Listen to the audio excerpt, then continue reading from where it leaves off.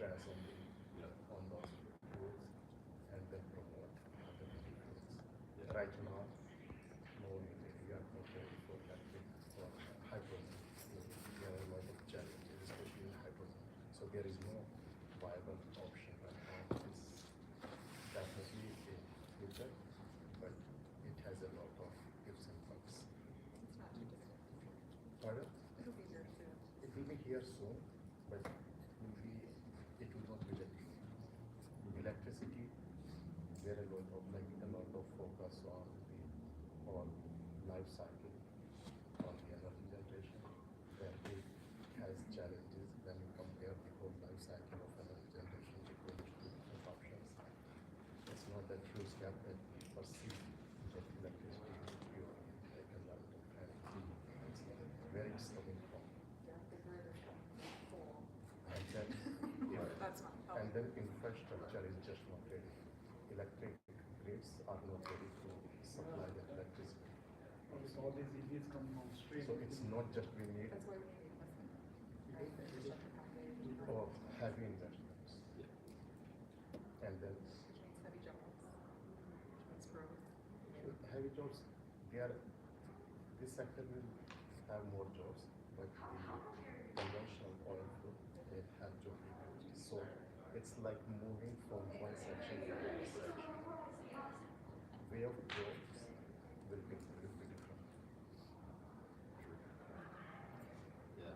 Better. I have seen a lot of initiatives that have old coal plants transition to nuclear, which I don't know if that's better. It's better in the short term. right to help bridge the gap. And I think there is also some work on very micro scale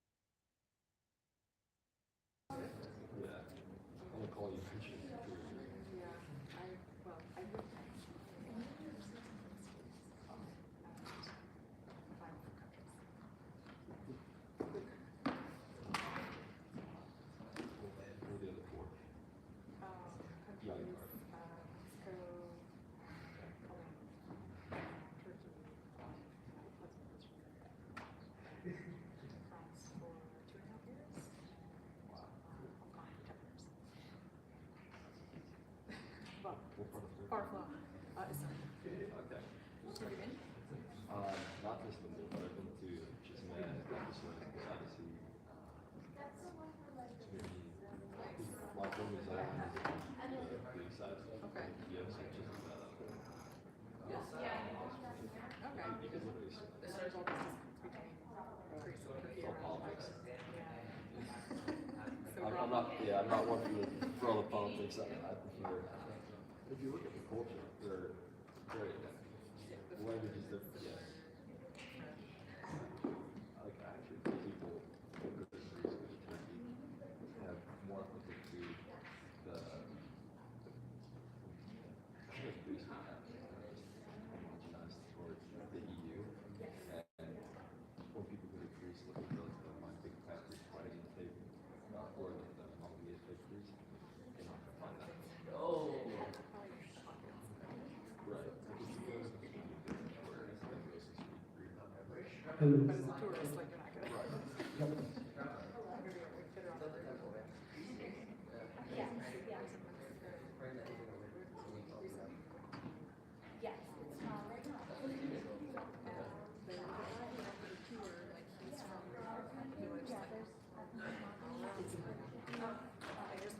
Hello. Drives you out to the village, and you spend the day in the village and village things, which is like Awesome.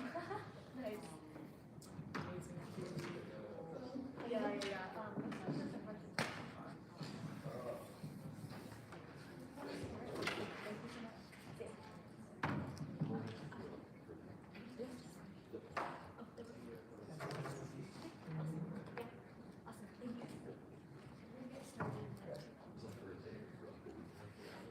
Oh, it's pretty delicious today.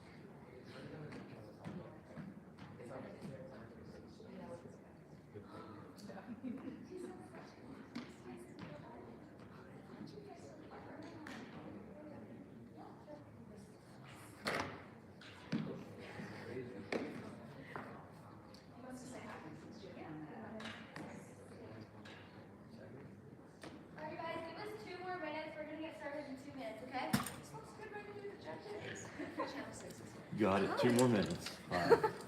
We can wait longer. I was just No, gonna I'm have my ready. headphones. I'm ready when you are. Awesome. We're so excited to be here. So this is great.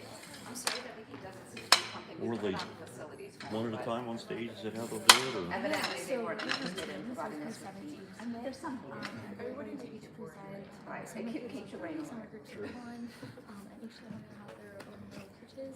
Okay. Which should be pretty cool. So is there anything that you need from No, me? I'm good. Oh, you're just good to go? Okay. Yep. Awesome. Thank you so much.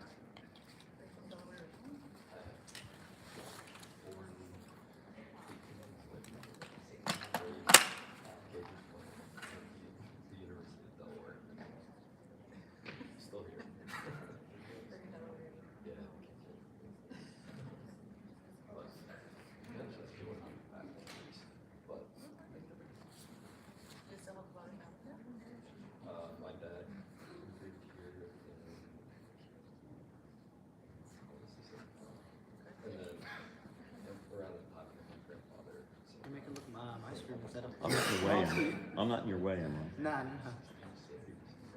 You're making mine look small in comparison to yours. I? You won't have that. All right, hi everyone. Welcome to Delaware Launch 2023. We are very, very excited that you're here today, and we're so excited to hear your wonderful pitches.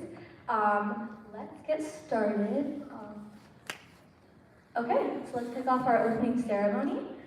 Just to give you some background on Dell, we are the Delaware Entrepreneurship League. We host a bunch of events like this. We do pitch competitions like Delaware Launch today. We do local interviews with local innovators and entrepreneurs. We also have clubs, so if you go to Charter or Newark Charter, you might have been to one of our club meetings. And yeah, so we're really excited to kind of help you further your ventures today using maybe the prize money or even through the connections that you make today. And yeah, so we'll give you a quick introduction to our team members. Hi, I'm Ishita. I'm the current president of Dell. And a fun fact about me is that I love to travel. Hi everyone, my name is Sanjana and I'm a current senior from Newark Charter School. I'm also the director of marketing for Dell, and I'm going to give it to. Alright. Hi guys, I'm Sohana and I'm a junior at CSW. I'm on the product team here at Dell, and one fun thing about me is I really like to swim. Hey everyone, my name is Harsha Larry. I'm in 11th grade. I go to Newark Charter and I'm on the marketing team. I work alongside Sanjana at Dell. Hi, my name is Arush Sulamala. I'm a freshman at CSW and I'm part of the chapter coordination team at DM. All right, now we're going to introduce some of our amazing judges here today. We'll kick it off with Mr. Milan Kundak. If you want to give a quick introduction to yourself, that'd be amazing.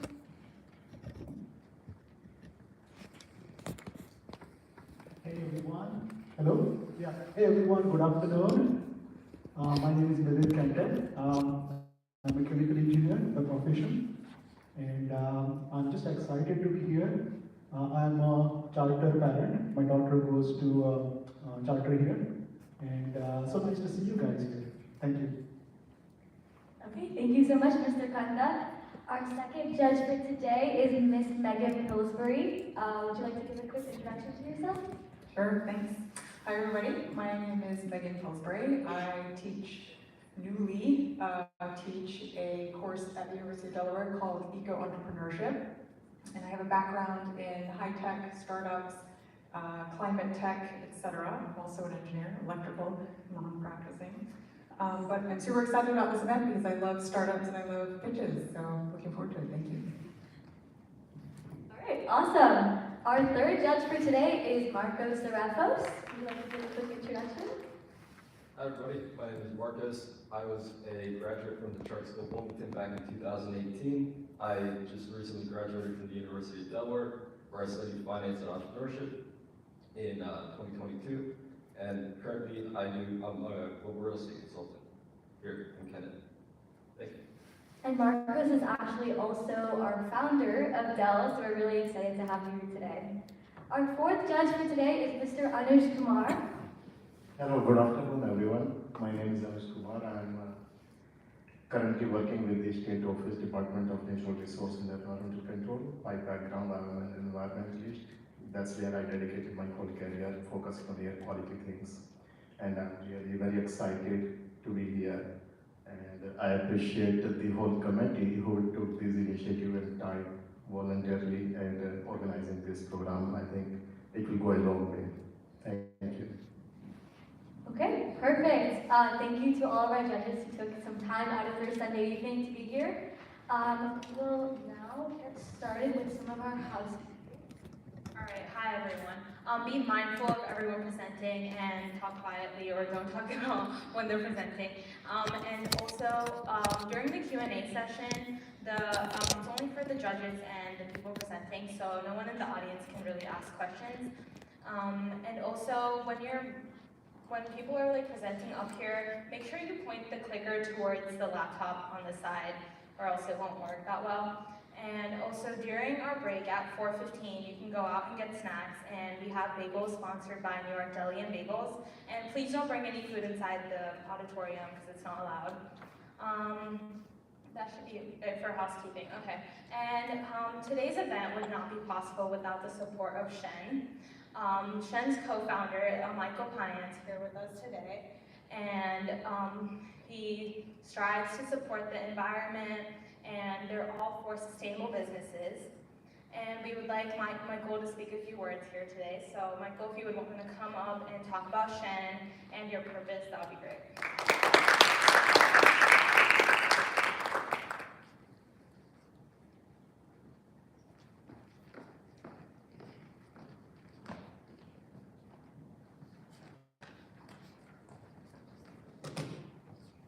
Hi everybody, thanks so much for the opportunity to be here today. My name is Michael Payan. I am a 24-year-old entrepreneur with a small digital marketing company and a beach rental business here in Delaware.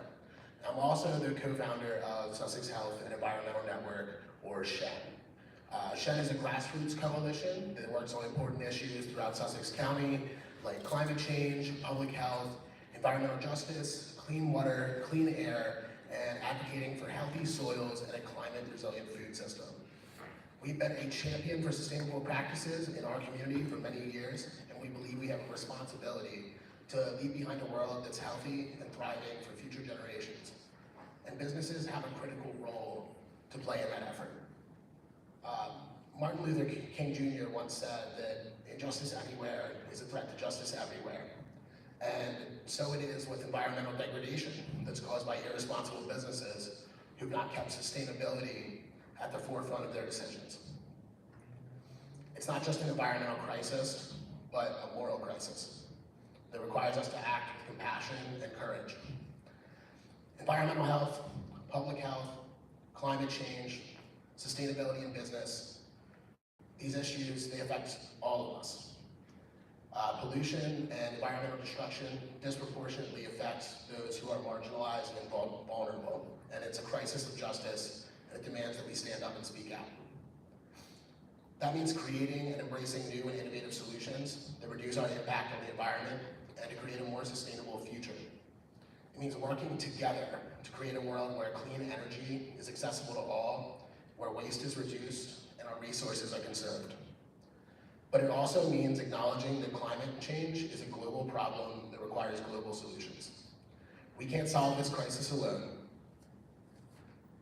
but only by working together across borders and boundaries can we create a future that's sustainable and equitable. So let us rise to this challenge. Let us embrace sustainability and social responsibility in our lives and in our businesses, and let us work together to create a future that is sustainable and just for all of us. Delaware's coastal clean water resources are critical to the health, well-being, and prosperity of our communities. They provide livelihoods for many of our residents, and they're crucial to our state's economy.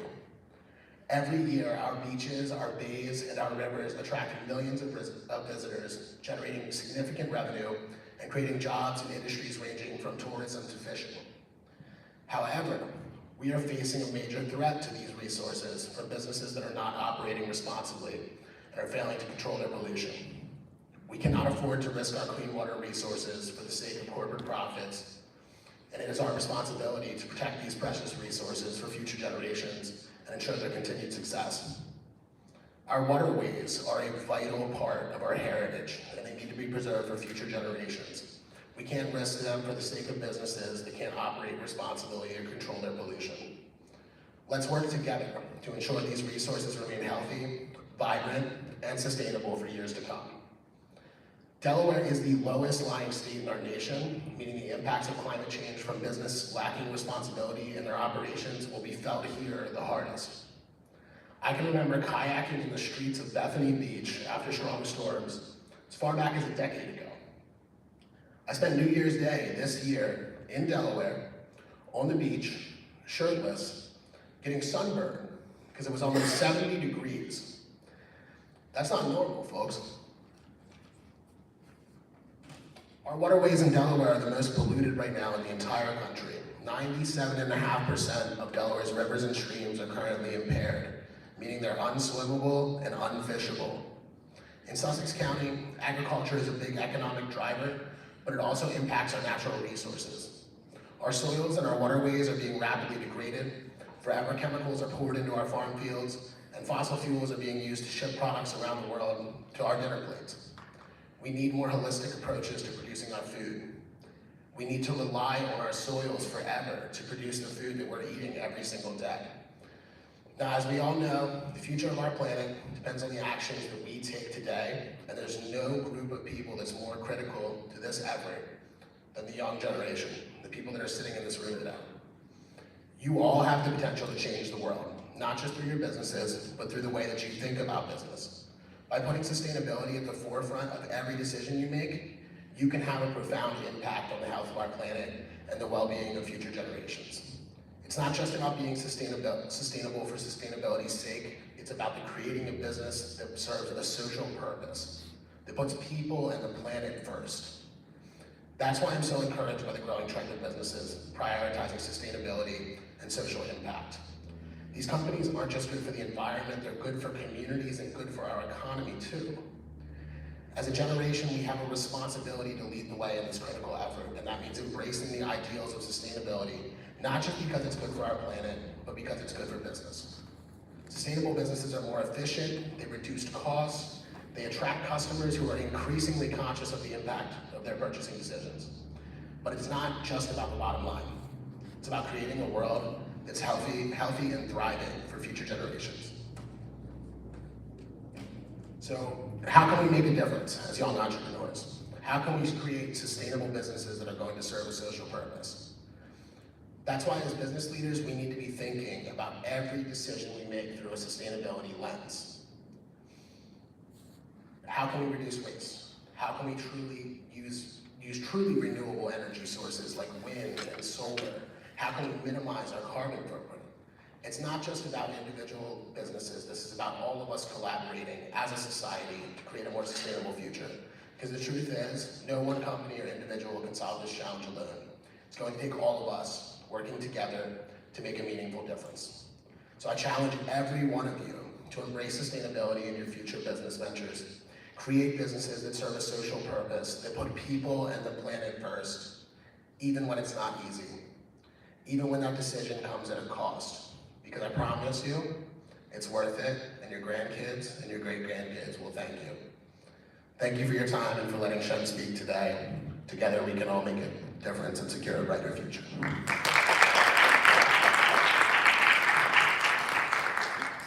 Thank you, Michael. So without further ado, let's get started. The first team that we'll have pitch in are the Heat Waves with Kelly, Lala, and Sahaj.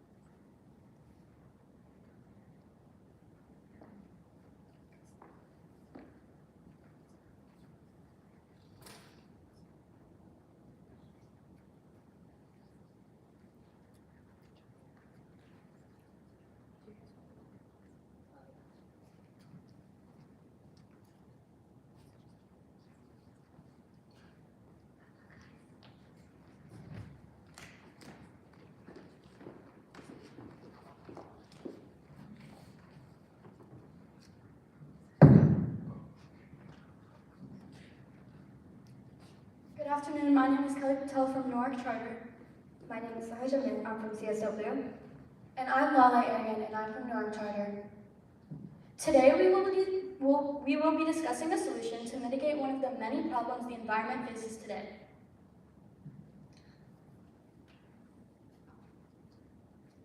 The two main problems we saw when we were addressing this issue were carbon emissions and food waste. Per car, 4.6 metric tons of carbon is emitted into the air every year, and for food waste, 39% of the food in all US households is wasted. The food waste leads to the money being wasted. $408 billion of food waste every year in the US, and 108 billion pounds of food is wasted. These statistics led us to implement biodiesel into our solution. Biodiesel is a biodegradable and non-toxic fuel that can be used as an alternative to normal diesel. It's ultimately made from plants and animals and is the nation's first domestically produced advanced biofuel. It's made through a chemical process called transesterification, which separates glycerin from vegetable oil and fat and leaves behind two products, methyl esters and glycerin. Our service.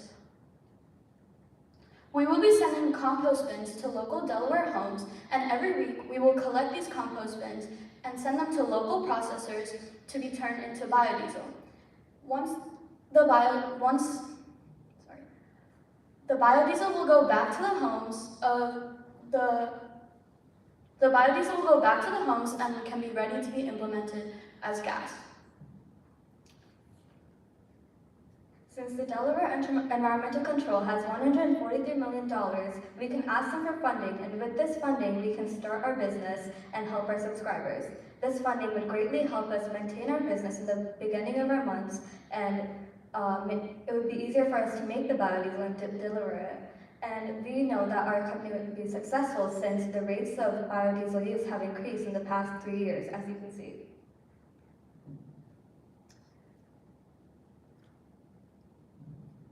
Revenue. It takes $1 to produce a gallon of biodiesel, and we will be selling it for $5 per gallon and a $30 subscription. The factors we took in were the cost of processing, transportation, and other supplies.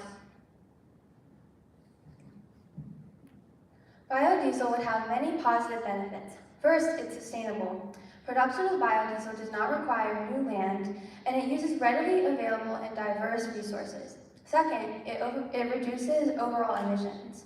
Statistics show that biodiesel reduces life cycle greenhouse gases by 86%. It lowers particulate matter by 47%, and it reduces hydrocarbon emission by 67%. Lastly, food waste is reduced as our service turns it into a usable form of gas. Questions?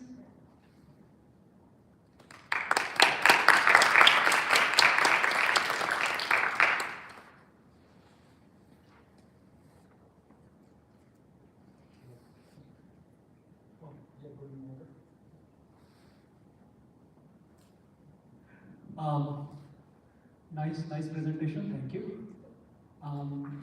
Just a general question about what hurdles you guys can imagine as you scale up, not just to a small municipality, but heading into cities and towns and like at a state level. Have you thought about what obstacles you might face and what solutions you might have as you scale up? Thank you. So it would be more expensive to sell, which would be a problem, but I think since it only takes $1 to produce, the cost could be lowered, and it would be more on a local scale. It would be easier because this is more of like suburban areas rather than big cities where they would probably need more gas to.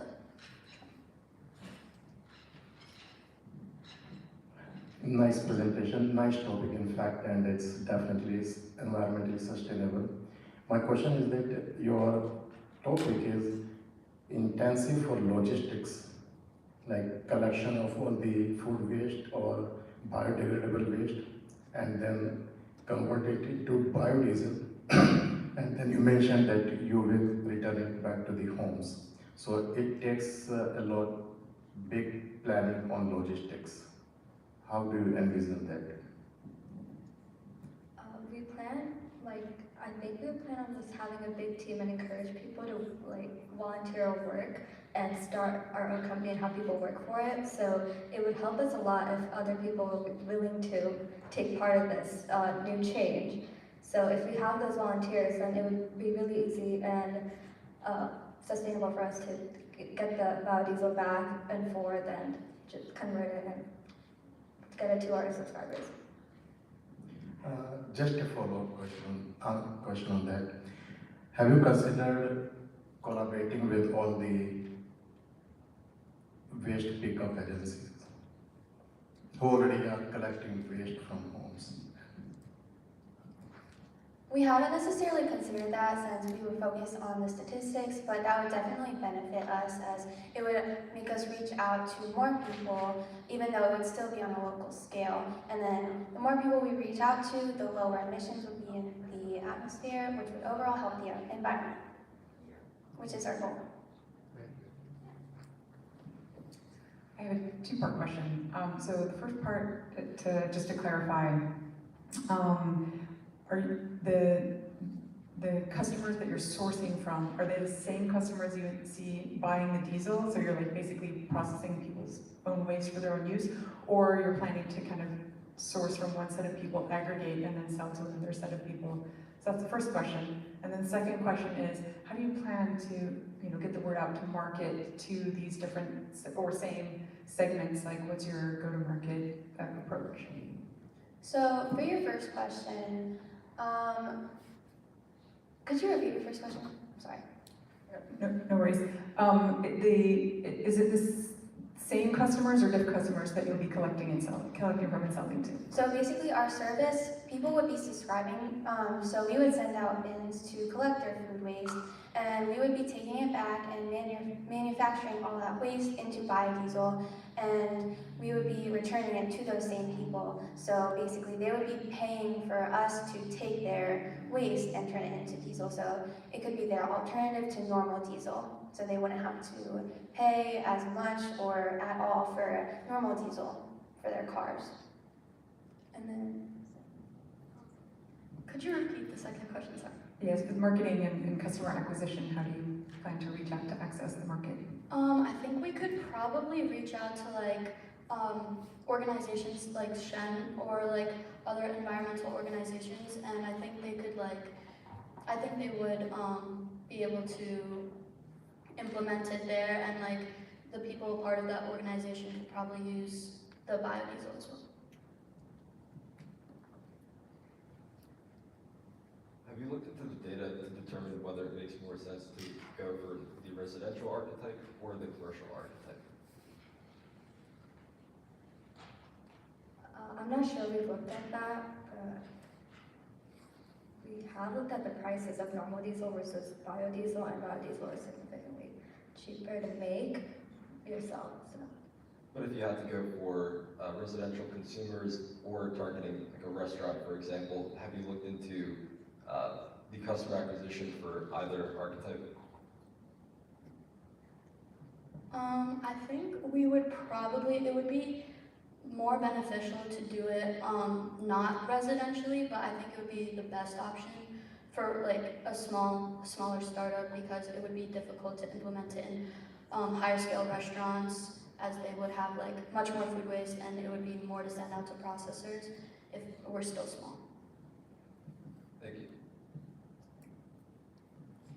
Are those all the questions?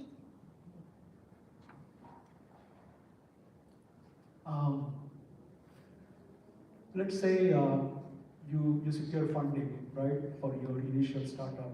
What do you think the first thing that needs to happen? What's the first critical thing that needs to happen to take your business from paper and launching it? Any thoughts, any ideas?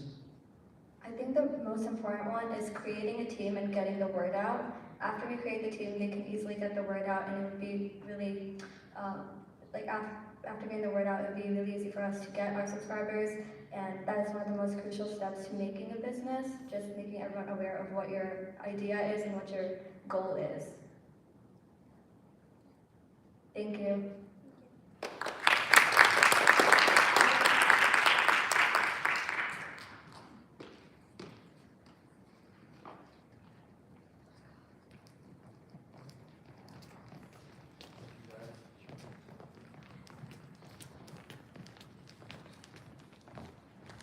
The next team that we're going to have is the orcas. with Yatika, Niharika, and Tatiksha.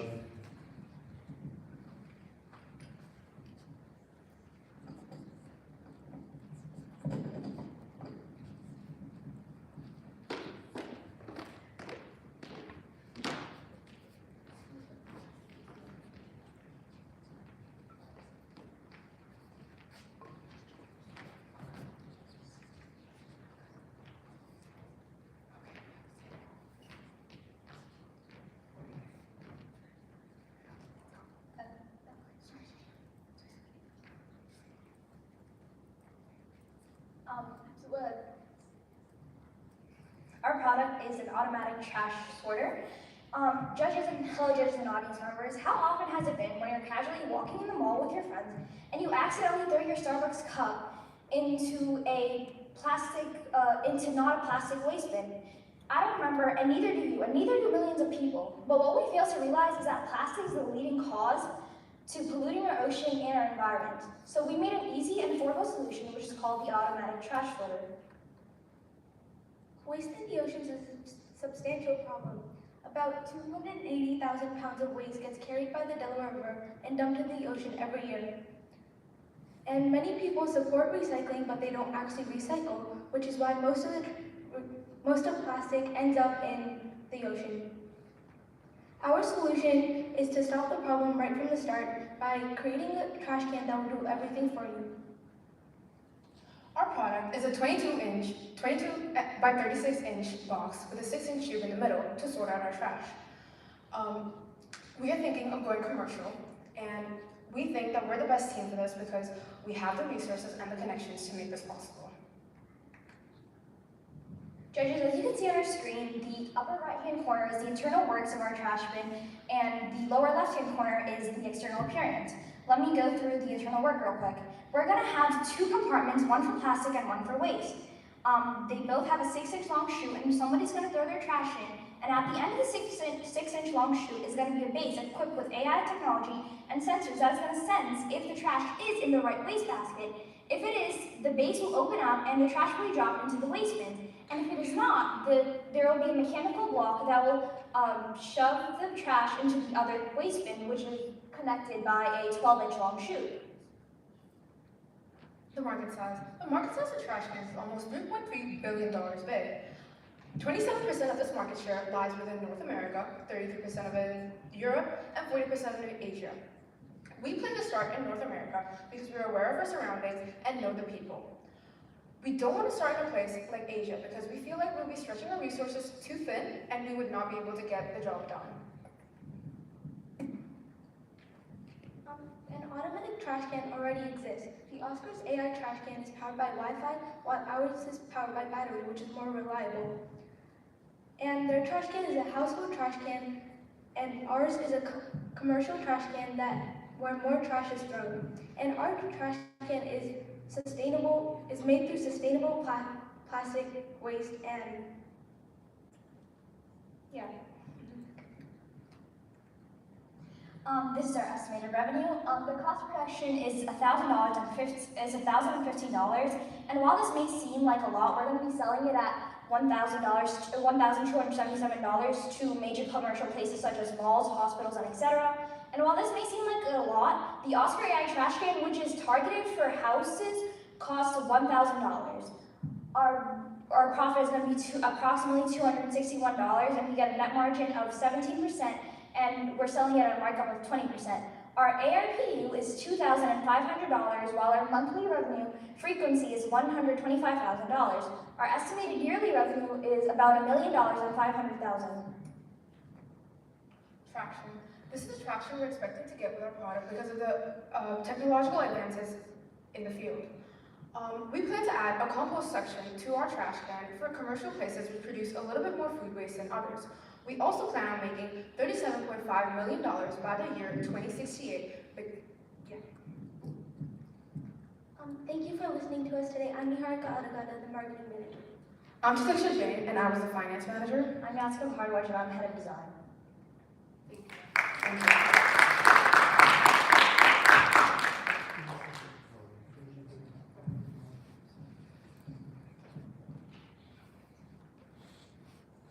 Hey, very nice presentation. Thank you. Great work.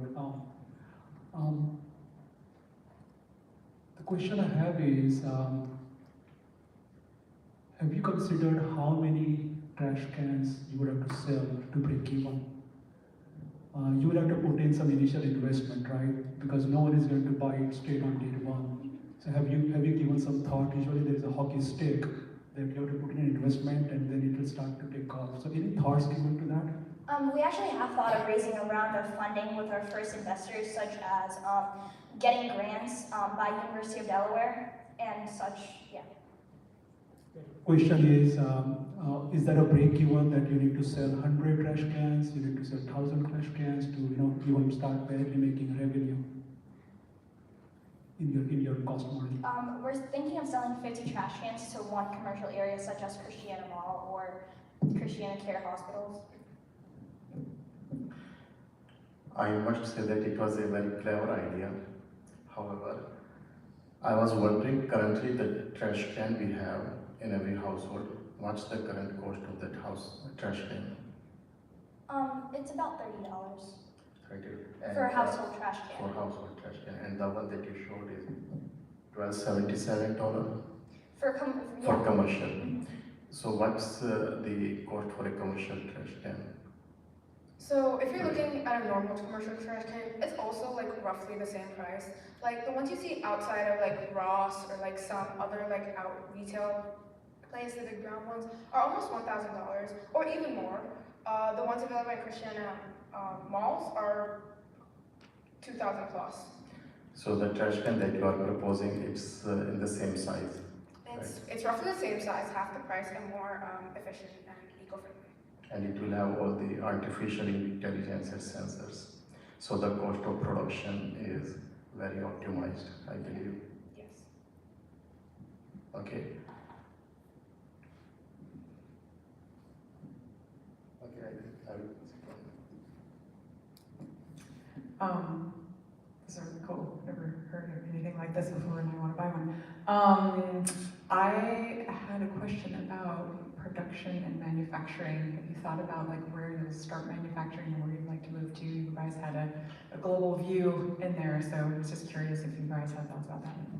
We'd like to start in Delaware and then go to North America and Europe and other places outside of the country.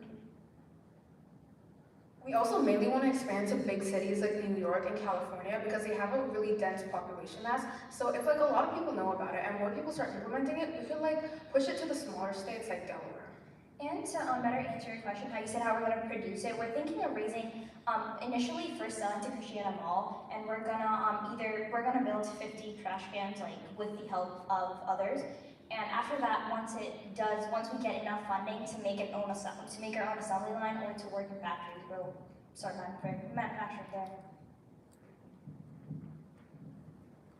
What is the benefit of working at the very beginning of the life cycle of recycling and not going straight to a recycling facility?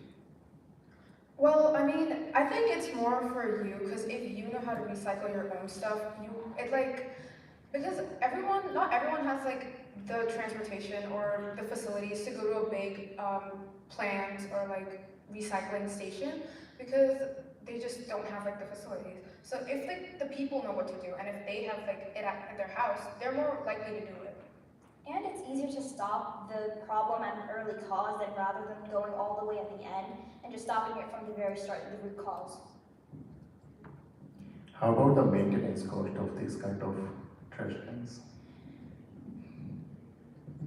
What do you mean by maintenance cost? You have sensors, artificial intelligence, so it's not like one-time production. I think that to maintain those sensors and technology, is there any maintenance cost that you have factored in your cost? We have not yet thought about that, but however, we have thought about the battery issue, how it's a reusable battery that's going to be inserted in the trash can. It's rechargeable, and all that has to be done is someone has to remove the battery every month, and yeah. The cost of battery is also calculated. Okay, thank you.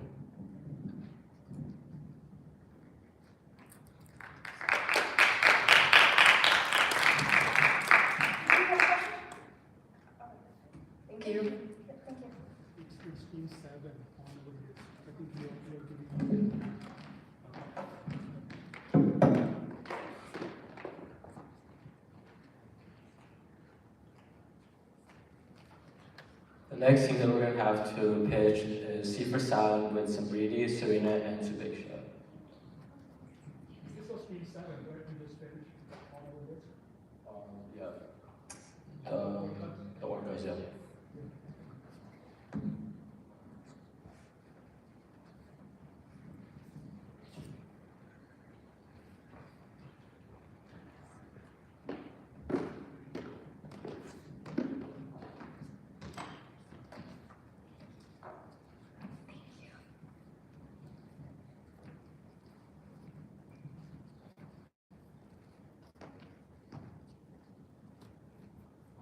Thanks for joining as we introduce our idea, C for Sound. In a world that is rotting at the expense of human production, we strive to join the battle in saving it and bring light in the darkest of times. My name is Sambriti Dakal. Hey, I'm Serena Butler. Hello everyone, I'm Subiksha Srinivasan Vidya and we're so happy to be here with you. You may wonder how our team is apt to take on this challenge. Well, our team is founded on 5 key points which are sure to bring us success. We put our customers first, which is why we have kept our product relatively cheap compared to its competitors, and we are willing to take in as much feedback as possible. We also care for the environment and want to protect it from carbon emissions. Yet, most importantly, we are passionate about what we do. We are passionate about the environment, which has led us to find one of the greatest contributors to carbon emissions in the world, which is streetlights. In the US, there are more than 26 million streetlights, and globally there are 321 million. The electricity that streetlights consume produces 2 billion tons of greenhouse gases, which is equivalent to 2.6 million cars. Our modern solution to this problem is to harness electricity from sound. By using a dynamic mic, we will capture sound and amplify the waves similar to a speaker, except this amplified wave will be transformed into electricity through a transducer. The rest of the system is similar to how solar panels and normal streetlights work. The charge controller will give signals of when to start or stop filling the storage battery. The photocell controller senses when there's no lights and then takes electricity from the battery, which lights up the lamps. Here, we have the visual model of our streetlight. At the bottom, you can see this storage battery, which will be buried underground. Do note the microphone on the side of the streetlight. The materials add up to be around $1,790.90 per streetlight. We plan on selling this product at a price of $1,890.90, which will give us a profit of around $110. Our product will be recycled materials for the poles. Although there are other alternatives such as LEDs and solar panels, we came to the conclusion that they are too expensive and they also emit carbon while in the production process. Our product is the lowest on the market and it produces similar amounts of carbon as solar panels. It pushes the boundaries of science as it reduces noise pollution and is also more space effective. With more and more cities paying attention to the environment, it is estimated that by 2029, over a third of US streetlights will become more environmentally friendly. In the first 4 years, we will simply be putting our product on the market. Year 1, goal is to distribute 2 prototypes to these 5 places. Year 2, we will sell 25 streetlights, mainly New York City. Year 3, we will sell 100 and open the market to all major cities. In the 4th year, we will expand our production. We have estimated that our serviceable obtainable market is around $7 billion. It must be noted that one of the flaws within our design is that it can only capture noises in loud areas such as cities, which is why our market is mostly targeted here. We will begin sales after getting an SBA grant of $100,000. In the first year, we will sell around 10 lamps and spend around $180,000 on the production of them. These prototypes will be created by the 3 of us, and we will attain a low profit of 5%, keeping the price low will enable us to enter the market. In the second year, we will increase production to 25 lamps and create any modifications depending on our customer reviews. This year, we will begin advertising using crowdfunding and reaching out to investors. By the end of the sale, we will create a profit of around 7%. On the 3rd year, we will create new modifications and fully launch our product in major cities. We're planning on attempting to buy a manufacturing station with the help of investors. We will recruit around 5 members, and most of the production will be done by machines. Our profit will rise up by 10% this year. By year 4, we will focus on increasing our production and sales, recruit more workers, and spend more money on machinery. We will attain a profit of 10%. The years following the 4th year, our business will become stable, and once the company becomes stable, we can expect a net margin of 10% and a monthly revenue frequency of $900,000 and an average revenue per user of $90,000. Our estimated yearly revenue is $11 million, and by 2060, our revenue will be around $200 million. Our revenue will increase between 2 to 3 times between these years. Our project is far from meeting the reality we want it to, but we are passionate about our work. We have come here to advocate for a new mean of energy, which could be a scientific breakthrough that will help our environment. So please, support us, because if this isn't the means of new energy, what is? Thank you so much for your time. Questions? Do you guys have any questions? Yeah, guys, really nice presentation. I like the logo, you know, the name and everything. Now, a question I have is, sound to light is nothing new there, but your implementation probably is something different, right? Yeah. You know, street lights, which is common. We don't. It's a given when you drive, right? So my question is going to be, for street lights, there are lots of state regulations. You know, basically they have to withstand all the elements like, you know, the hurricanes, the rain and all that. Have you given it a thought that how your design would evolve to take care of that? I mean, today's street lights have to stand up when there is a 65 mile an hour, you know, wind. So have you thought about how you're going to improve your design to meet those requirements and those regulations? Thank you. Okay, so we have in our model. We're planning on the first year. We realized the fact, like as you said, it has to be weatherproof. So to do that, we're going to actually create this slope thing that's going to be on top of the microphone part, and that's going to protect it from rain, so the water doesn't necessarily come in contact with the speaker, and there's going to be protective layers around it. And our pole and everything is going to be created like a normal street lamp, so it's going to be able to stand up, and it's going to be made by like very similar materials. It's just they're going to be more sustainable, recycled, and stuff like that. Yeah. Clever thought again. So can you please explain a little bit to the audience also how you are going to get this sound if you put a mic, let's say, on the street light? What would be the source of sound? Yeah. Okay. We'll look at the model.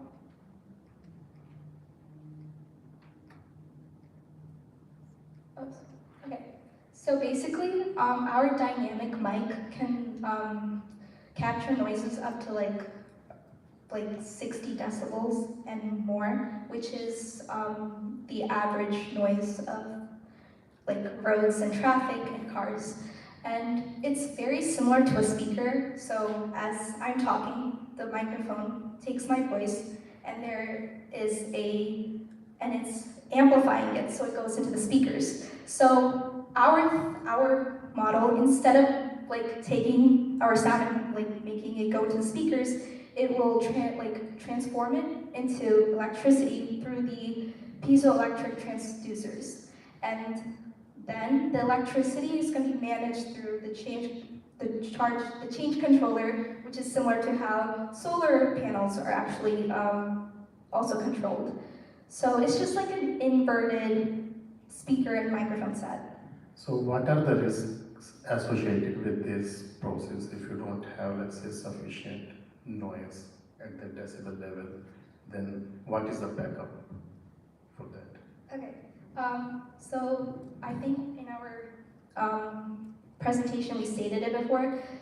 That is a big risk, but again, this is like very new in the market, and we want more research for this because it could be something that in like a couple of years you could be like your lights and everything could be powered by sound. And I think by by us presenting it, we're just giving some, light to this issue, to this topic. So obviously we can't, if there are risks, it just research and modifications have to be made to that. I would just suggest that consider also with all the future, digital future and electric future, we are going to the more silent world. Let's say all the cars which are on the fossil fuel today, they generate more noise, but with all the electric car coming in the future, they will be very more silent, less noise also and on the road. That's how I think we are also growing all together. So that's very true. Could be another Yes. risk. I had a question about the technology itself, and it might be hypothetical right now, so that's okay. But I'm curious how much noise is needed for this mechanism to be able to power a light. And have you guys done any feasibility testing on the tech itself so far? So we were not able to do physical machinery, but we did actually run math, try to get some, and we did see that it could be very possible if, so dynamic mics are mics that don't run on electricity, they just use, they can run without electricity. So, and there's special dynamic mics that can actually hear up to noises that are negative 70 decibels.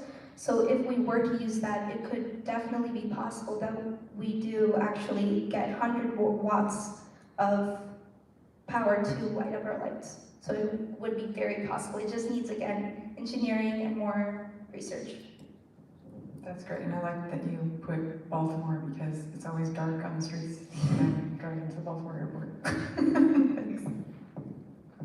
I had a market research related question because for municipal government, in order to switch out the current lights that they have to essentially put out a contract. Have you looked into existing contracts to determine what the current street lights are going for and how you would be competitive for it? Yeah, so in one of our slides, so at the moment, streetlights are, here, I'll get at the moment, most streetlights are up at $2,000 to $3,000, and that's just the average cost for them, and ours is going to be less than that. So, and the reason we had it less than that is that so it can, be out there in the market and be actually able to compete with the more well-known streetlights.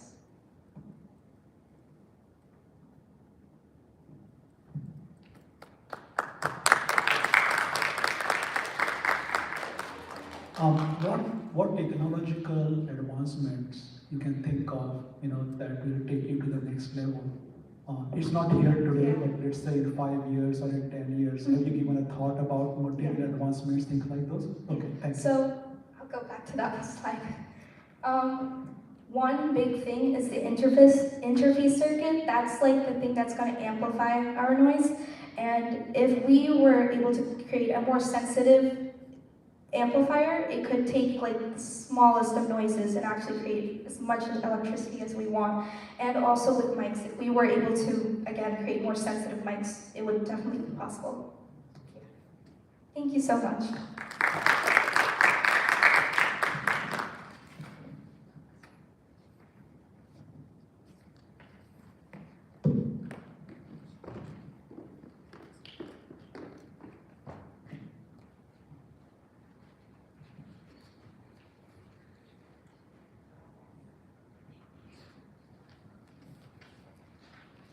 As a quick reminder, this will be the final presentation that we do before we head out for a break. And the final presentation will be Culture Crate with Caroline.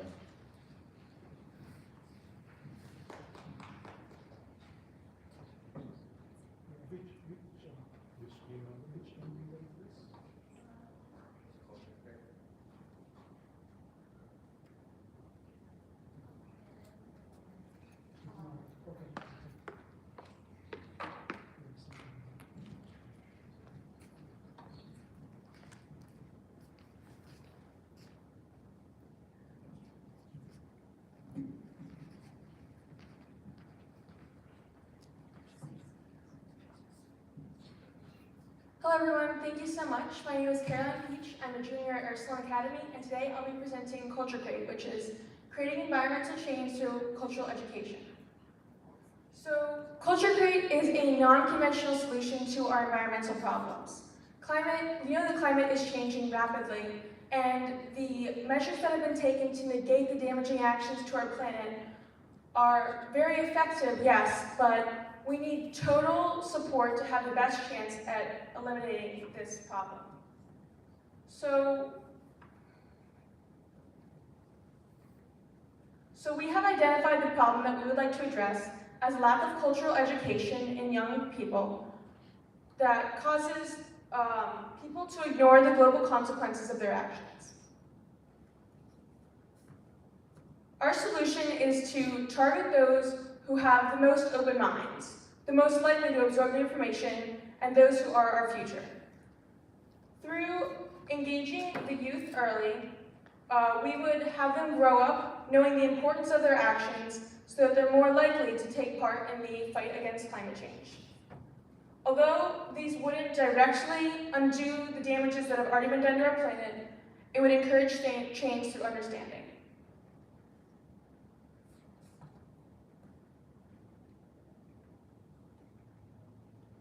So the products that we've created is a subscription box that the children would receive. Originally, we would do it once every other month to start small, but we would expand from there. The product that we've created, it costs $10 to make, and with a 50% markup rate, it would cost the consumer $15. The first round, we would sell 20 boxes, and that would lead us to a $100 profit margin that we put right back into the business. My sister went to Mexico over her gap year, and she was able to bring back a lot of authentic items that I was able to kickstart to create the prototype. We tested this in the Ursuline School and got lots of useful feedback from the kids. They mentioned a lot about the candy, they loved having the candy in the box, but they also asked a lot of interesting questions about where the items in the box came from and their importance in the country's culture. So in each box, it would include a craft, a piece of literature, candy, authentic items, a pamphlet of our company, a booklet describing all the aspects and tying them into the environment and the culture of the company, a QR code for feedback to further improve upon our product, and shredded paper to emphasize the environmental aspect of our product. So originally we would start by marketing this product to the Ursuline community, and from there, through word of mouth or the advertising that we would expand upon through the money that we put back into the business, we would hope to expand that market. And through Ursuline's global network of schools, we would be able to plausibly send these boxes to the global schools around the world. We have identified 3 key competitors to our product, and although these products are great, we figured that ours is a little bit different through our authentic items, candy in every box, a connection to the environment, and a focus on the culture of the country. Although these products are very useful for young children, they do not include all of the authentic aspects and the connection to the environment that we have with Culture Create. So I am a junior at Ursuline Academy, and my partner is Emily Copeland, who was not able to make it today, unfortunately. But she is very artistic, and she's able to contribute to the creative aspects of this box. And I'm more of an analytical person, so I manage the finances and the executive functions of the company. Through her creativity and my analytical mind, we are able to create the best team for this project. Thank you so much. Are there any questions?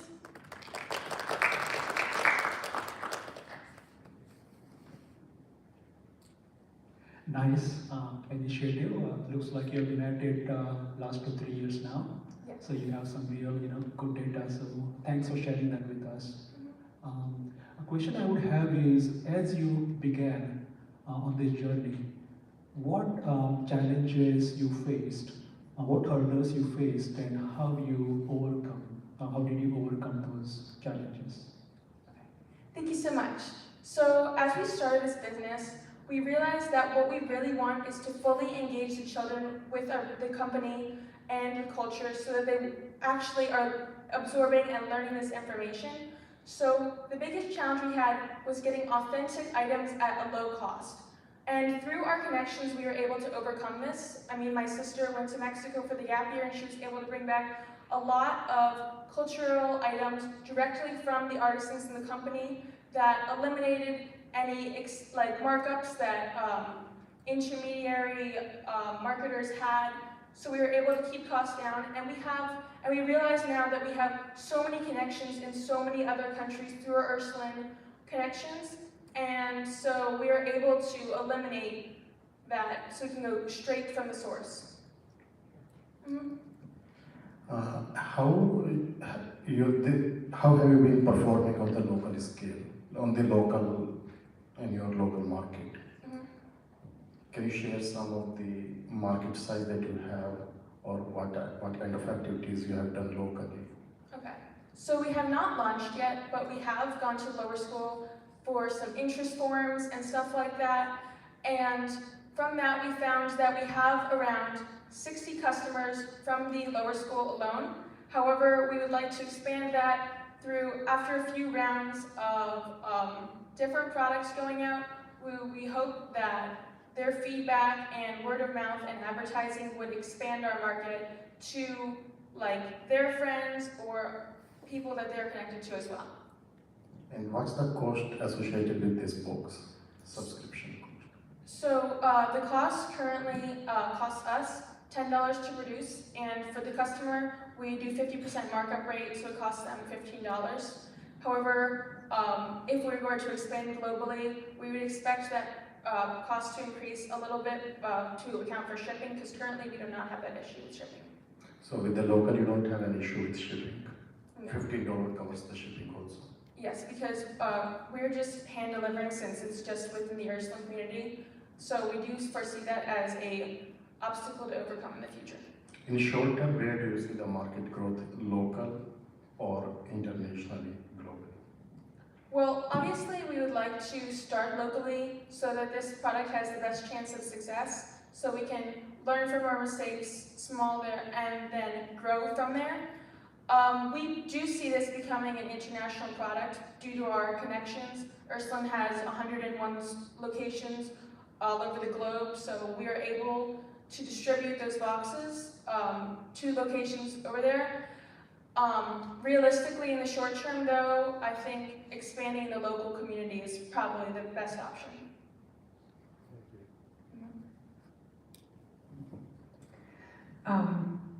I think the mission is great because educating people about what other people are dealing with. I was curious how you're going from the items in the box to the message that you want to get through to children, or that community wants to get through to children, and how that conversion or storytelling happens. Can you talk about that a little bit? Yeah, here, I'll just go back to the one slide with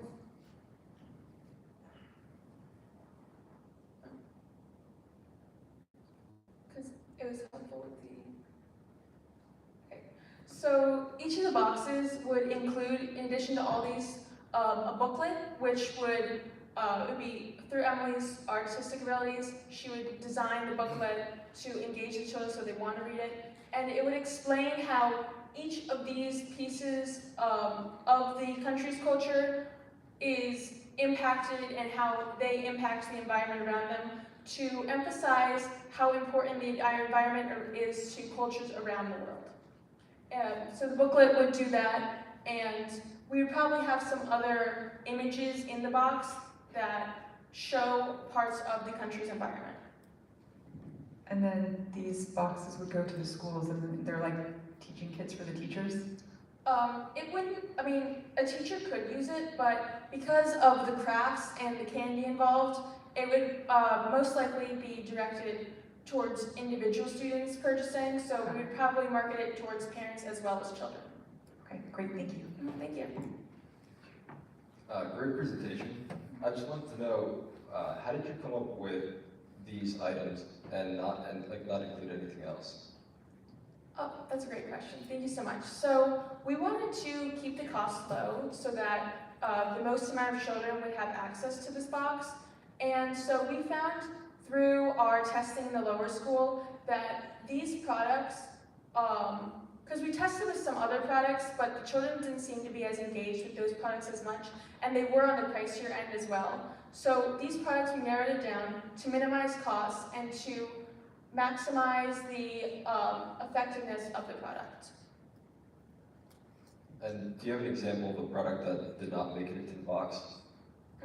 So there were, you notice how I put piece of literature? So inside this little pouch, in each thing, it comes with a story of this iguana in the Mexican culture, and currently the one that we got was in Spanish, so we would need the Ursula language department to translate that for us.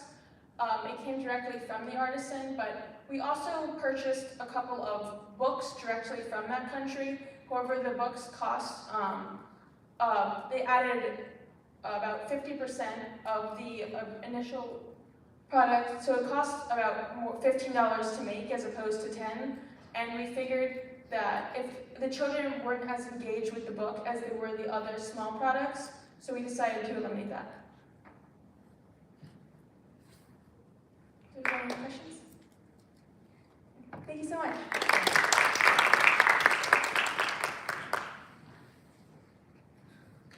Hey everyone, so we'll be taking a quick break just to grab some snacks, and we do have bagels outside as well as other beverages and food, and we will regroup in around in about 10 minutes.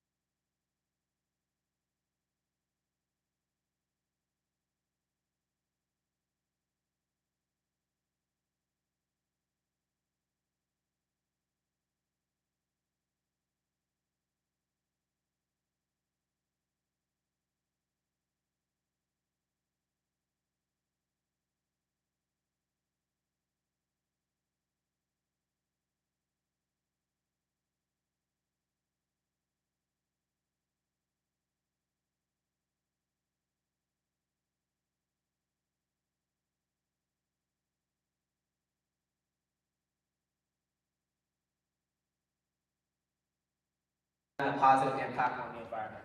We're here seeking a capital investment of $20,000 in return for 20% equity stake in our company. Soccer tournaments. It's just another typical weekend where me and my dad are cruising up to games. Being a soccer player my whole life, there's always that one moment where my heart sinks and I realize I've forgotten my essential equipment, like my trusty socks or, heaven forbid, my shin guards. This is a situation that every youth athlete has been through, and I'm ashamed to say it's not just kids. Today, I still forget my mouth guard for lacrosse games. There's a never-ending list when it comes to sports equipment, and oftentimes obtaining them conveniently is a hassle. The amount of waste that's contributed from sports gear is absolutely insane, with much of the gear not being biodegradable and disposed of in landfills.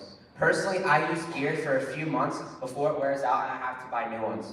With many of the materials being used as plastic, sports gear contributes to the 8 million tons of plastic that is thrown into the oceans every year.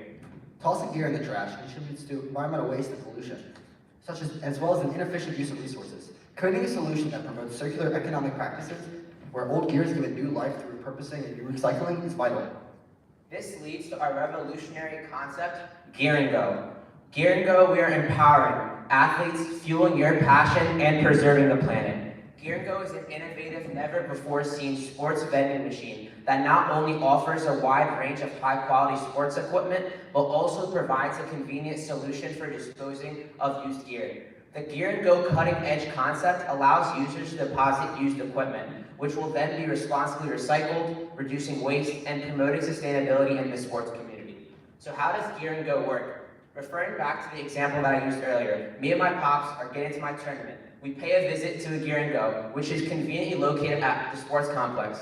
We will then be able to quickly pick out shin guards from the machine, pay, and be on our way. The convenience aspect of it and the hassle-free process eliminates any difficulties. Taking it a step further, customers can dispose of old used gear with an extension that we plan to build onto the vending machine. The Gear and Go promise is our commitment to recycle sports gear and ensure environmental safety. At the end of youth lunch, during restocking, the recycled equipment is then compiled and sent to sports gear recycling initiatives that we want to partner with. This includes Nike's Reuse a Shoe and Adidas Close the Loop, which both promote sustainability by recycling and repurposing old equipment. So how do we plan to use your money? With the $20,000, we want to start building our custom machines, and then once we attain a couple, the passive income will then begin to pay for more. Also, rented locations is something to be mindful of. And that price is to be determined based on what the complexes decide to charge us. The sports market in the United States is massive. More specifically, the youth sports market in the United States is valued at $15 billion currently and is expected to grow to $17.7 billion in the next year. We have identified the following three groups as our main consumers: athletes, parents, and people with old equipment. All in all, we have no competitors, but if someone wanted to draw a comparable, the closest would be Dick's Sporting Goods, but they do fall under the category of lacking convenience. After thorough research, we've come to the conclusion that the three best locations to start these businesses at is at the Chase Fieldhouse, the home of the Delaware Bluecoats and venue for sports events, DE Turf in Dover, as well as Kirkwood Sports. All three of these locations would be an amazing catalyst for Gear and Go to start its journey in revolutionizing the sports industry. With long-term goals of expanding out of the state of Delaware to many sports complexes venues with specific targeting into school, college institutions, and their complexes. At the end of the day, as an investor, you aren't just investing in a business idea or a concept, but you're investing in the people behind the operation. What we bring to the table as the Gear and Go team is top-of-the-line experience. When it comes to myself, with entrepreneurship experience at Business Professionals of America, winning at the state and national level, and serving as Delaware VP last year, I plan to pursue a business degree at either University of Michigan's Ross School of Business, UT Austin's McComb School of Business, or Wharton School of Business this fall, while also minoring in entrepreneurship. Going one off my partner said here about his credentials, I myself have had experience in this field. I've competed in engineering as well as business competitions at a national level, as well as one state and technology student association, and plan to attend nationals for Business Professionals of America this year for entrepreneurship. I plan to pursue both an engineering and business degree at the University of Southern California or the University of Delaware. Gear and Go is more than just a sports vending machine company. It's a company dedicated to promoting environmental sustainability through recycling of sports gear. By placing vending machines in high traffic areas, Gear and Go makes it easy for people to access quality sports equipment and gear, while also providing an eco-friendly solution for disposing of used items. With Gear and Go, you can enjoy the thrill of sports, knowing that you are making a positive impact on the environment. So why wait? Join us in our mission to create a sustainable future with one goal, and 1 touchdown at a time. Thank you so much.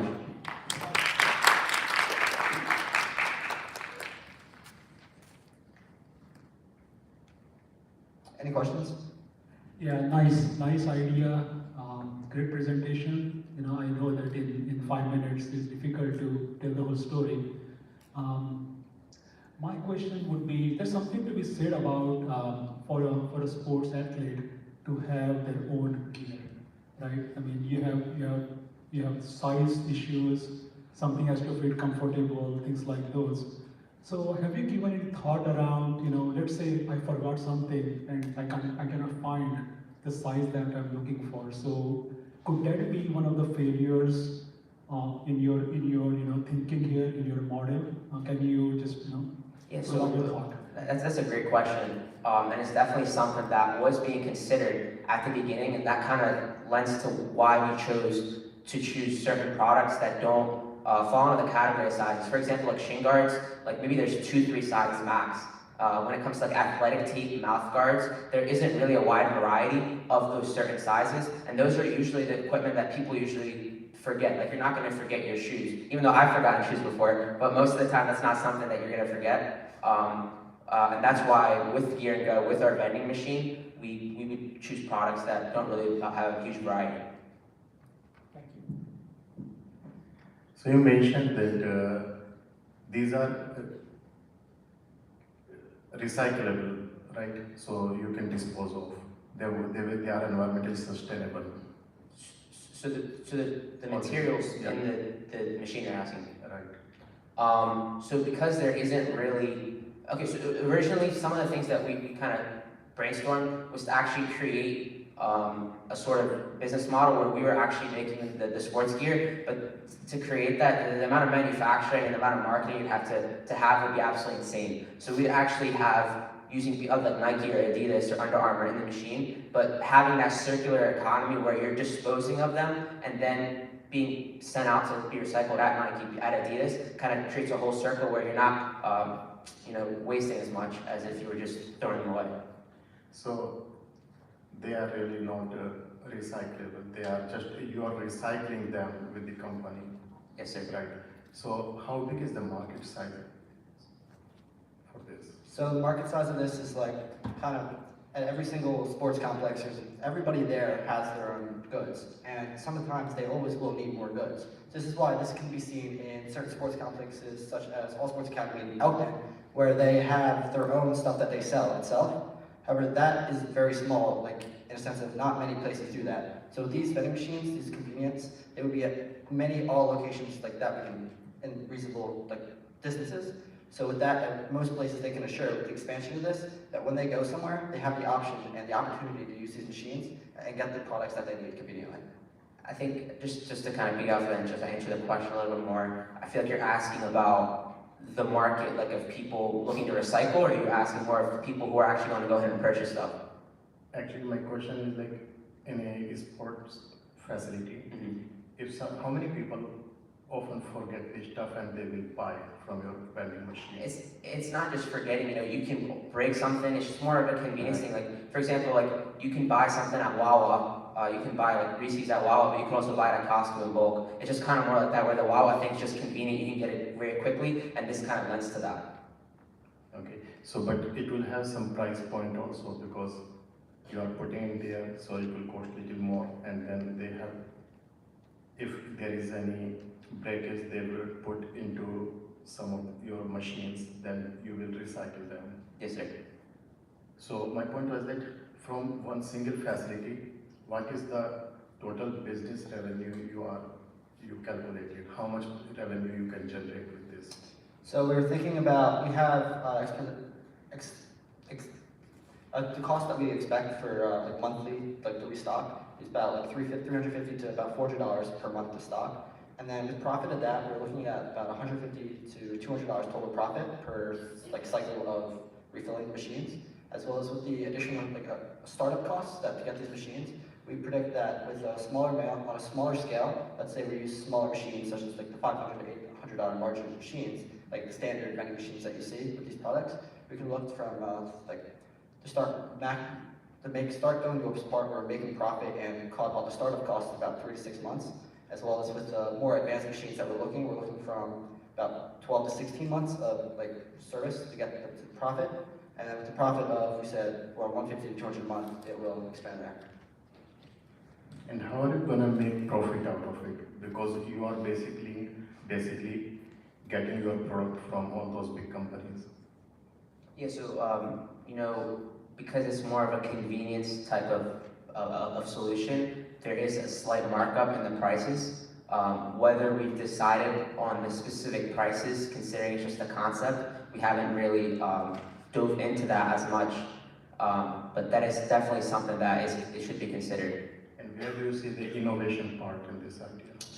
The innovation part lies in the convenience at the end of the day and lies within the recyclable aspect of it. You know, even if you're not buying something, you know, just having the opportunity to dispose of your items is definitely something that can be appealing to certain people.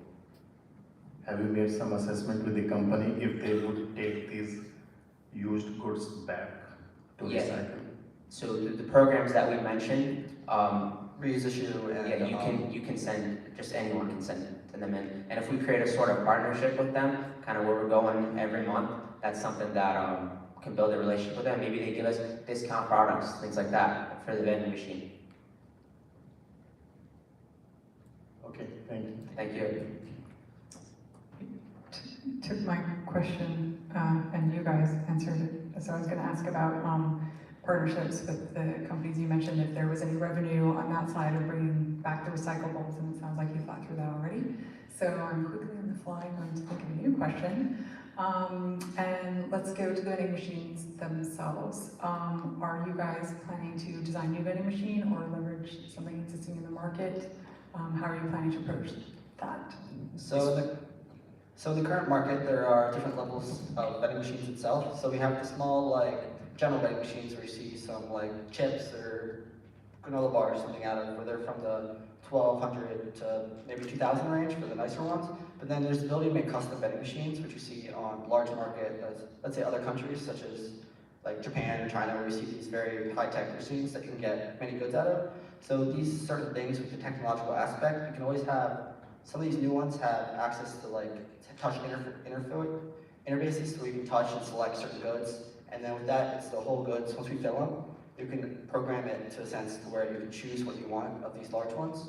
And then with these custom machines that are high-tech, they would be able to just like get the ones you're looking for out of the thing.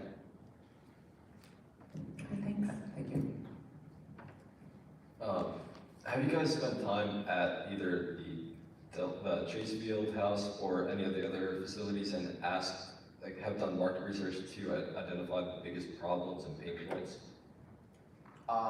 When it comes to specific research at these locations, that's definitely something that would be one of our goals in the short term. Maybe going around and asking parents, you know, how often do you guys break something? That would definitely be insightful. So, I mean, not yet, but that's definitely something that has been thought of. And I'd like to add that currently those locations do not have anything of this sort, and that with the implementation, I feel that with a partnership with them, they'd agree that it actually has a large benefit to both ways, especially if we pay them to have our machines there, or we in turn give them a cut of what the machine makes. Thank you. Any other questions? Yeah, I know you thought through this business model, but there is always something that can go wrong. So what do you think? Have you considered basically a failure scenario where something goes wrong, and if so, would you have an alternate solution or a backup plan to continue? Thank you. So you're asking if there would be an issue with the vending machine itself? Not mechanical. It could be a flaw in your business plan. Maybe your financials are not refined. It could be anything, right? So yeah. Or it could be a competition. What's special that making you different than others? Anybody can come to the market and compete with you. Yeah, when you're first to the market with something, if you market it in the right way, which we definitely plan to do, it kind of gives you a leg up on the competition. And for someone to come in and start something and undercut us, it would take for them a lot of money. Like, for example, like you can make Nike creates shoes, like the shoe itself is not proprietary, but the amount of money you have to invest, the amount of time you have to invest to create something that would compete against it obviously takes time. And with the thing about you know, issues that we would encounter, you know, I mean, all businesses do have certain issues. Have we sat down and brainstormed on possible problems that we have? I'd have to say no, but you know, if there was an issue to arise, you know, we'd use our expertise and reach out to possibly an investor, you know, who has expertise in the field, whether it's, for example, Mrs. Pillsbury, who's worked in mechanical engineering, you know, she'd have, you know, experience with this, whether it's Mr. Kumar with the recyclable and environmental aspect of things, you know, having those expertise is very vital.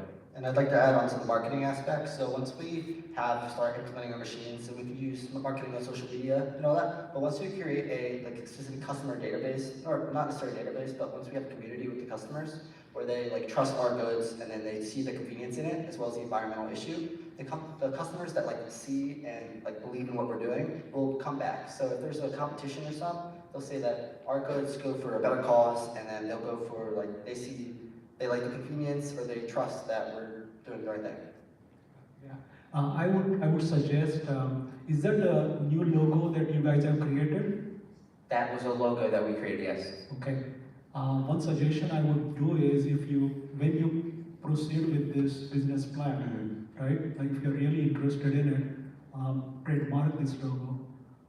It's very inexpensive to trademark it with the US Patent Office, and it then becomes yours. You can brand it and you can license it. So we talked about some alternate competitor coming into the market, but now you have ownership to this trademark. Of course. So branding trademark would be a great idea to mark your box.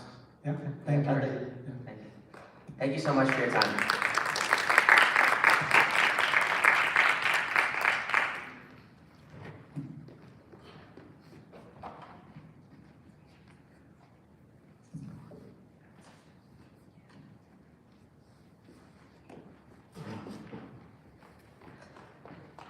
Okay, so now for the next team, Hannah White, if you would like to come on stage for that.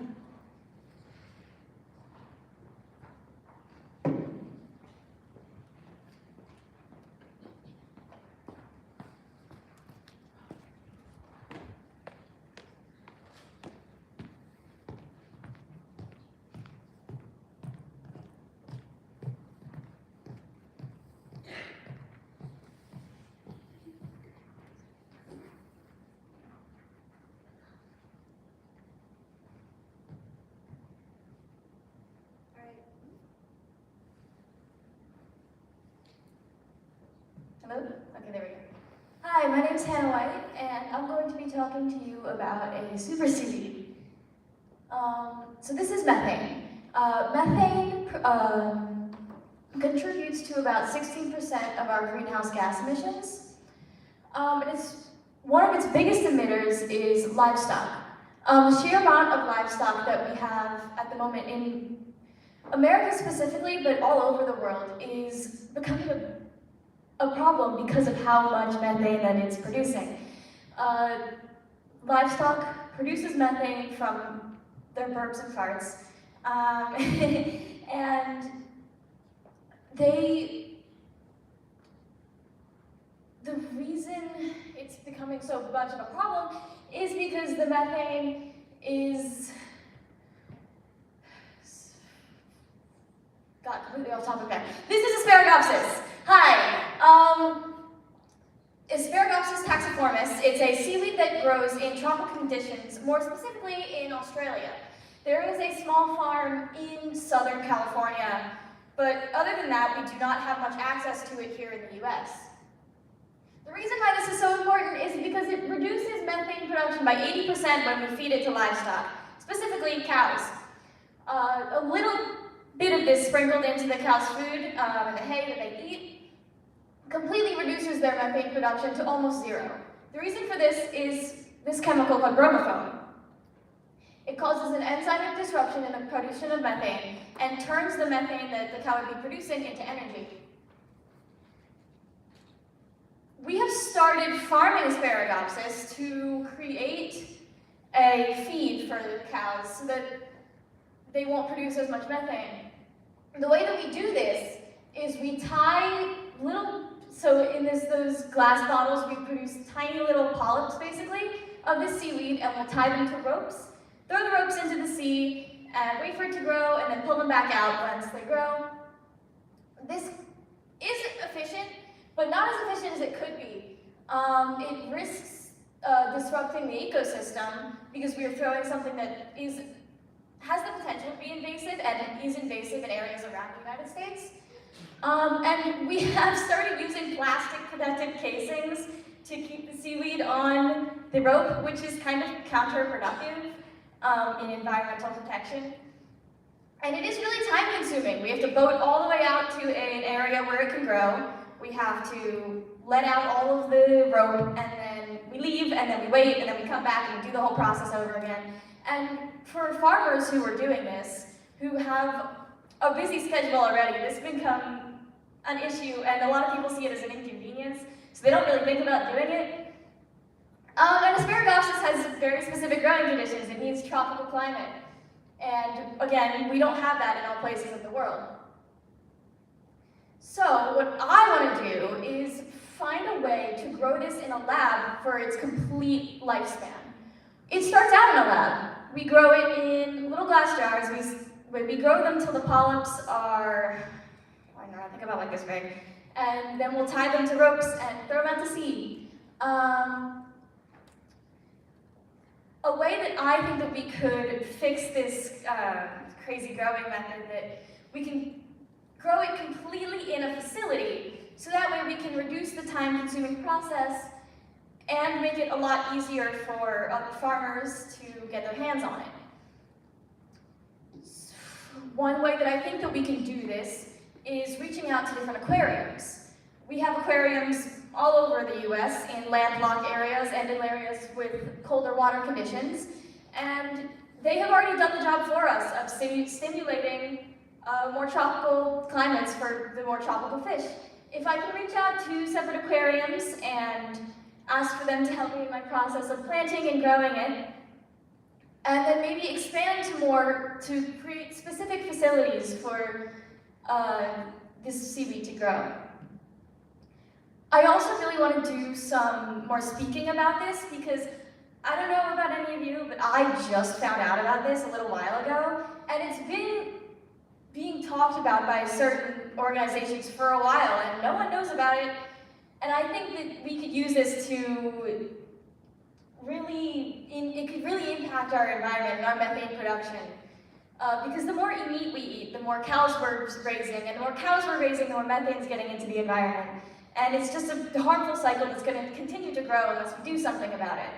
And unfortunately, we can't ask everyone to stop eating meat. So adding a methane reducer into the cow's feed would be the best solution. And thank you.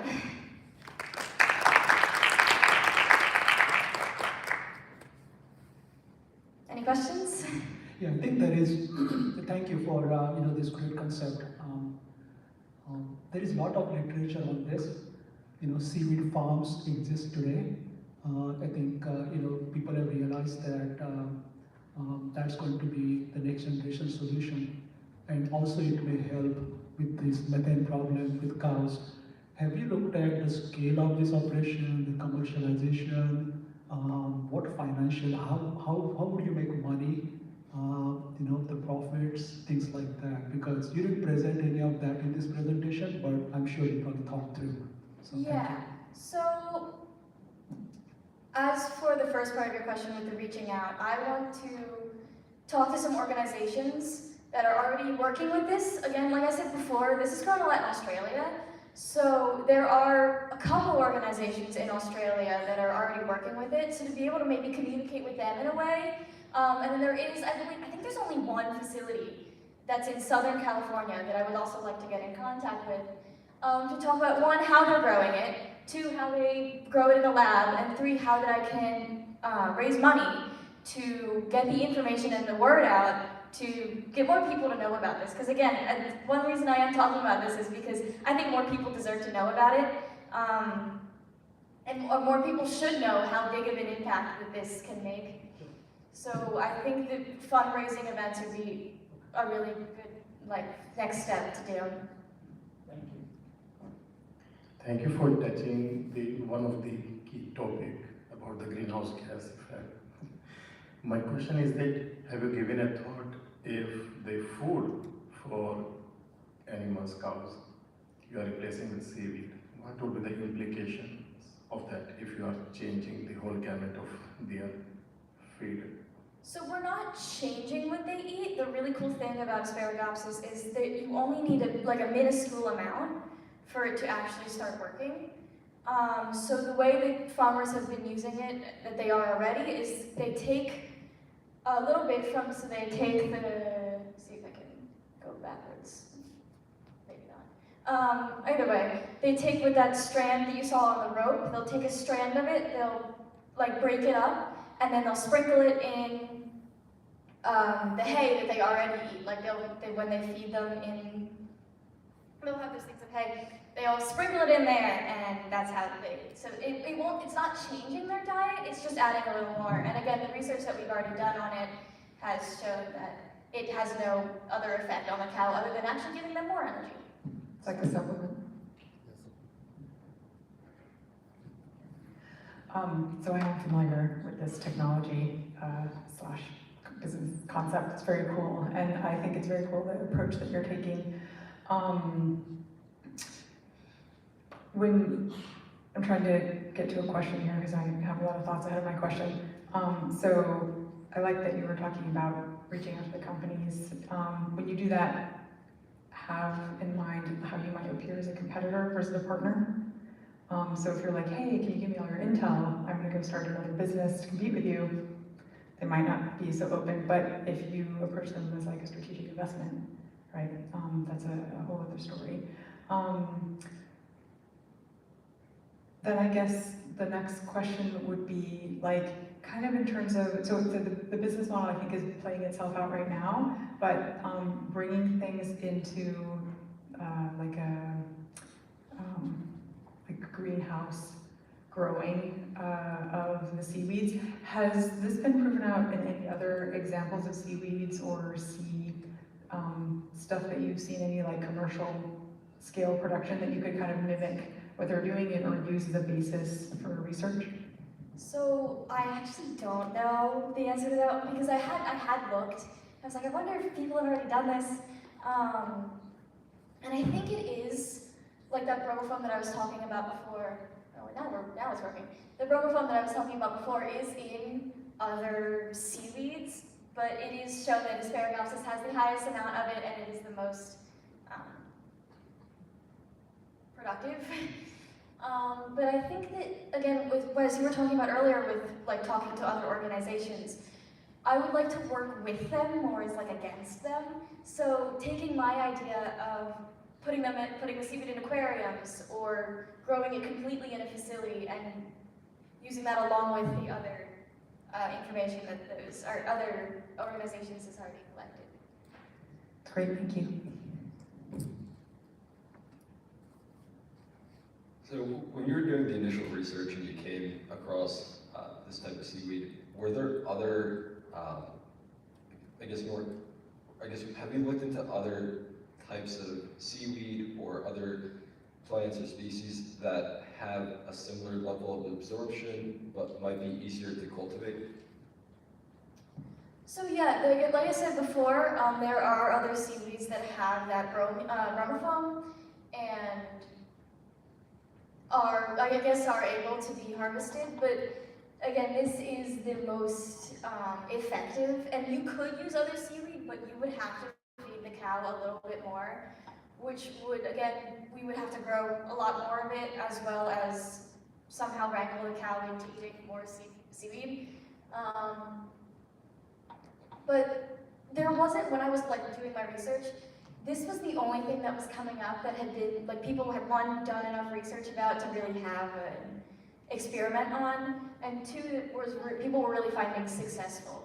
While there were minuscule amounts of the bromofoam, there wasn't enough to really like make a difference. And does it have any effect on the cow or the consumption of the cow after the fact? No, so with the cows, they were showing no difference in their actions or behavior at all, other than they actually did have more energy. Because the enzymatic reaction is taking the methane producer and turning it into an energy producer.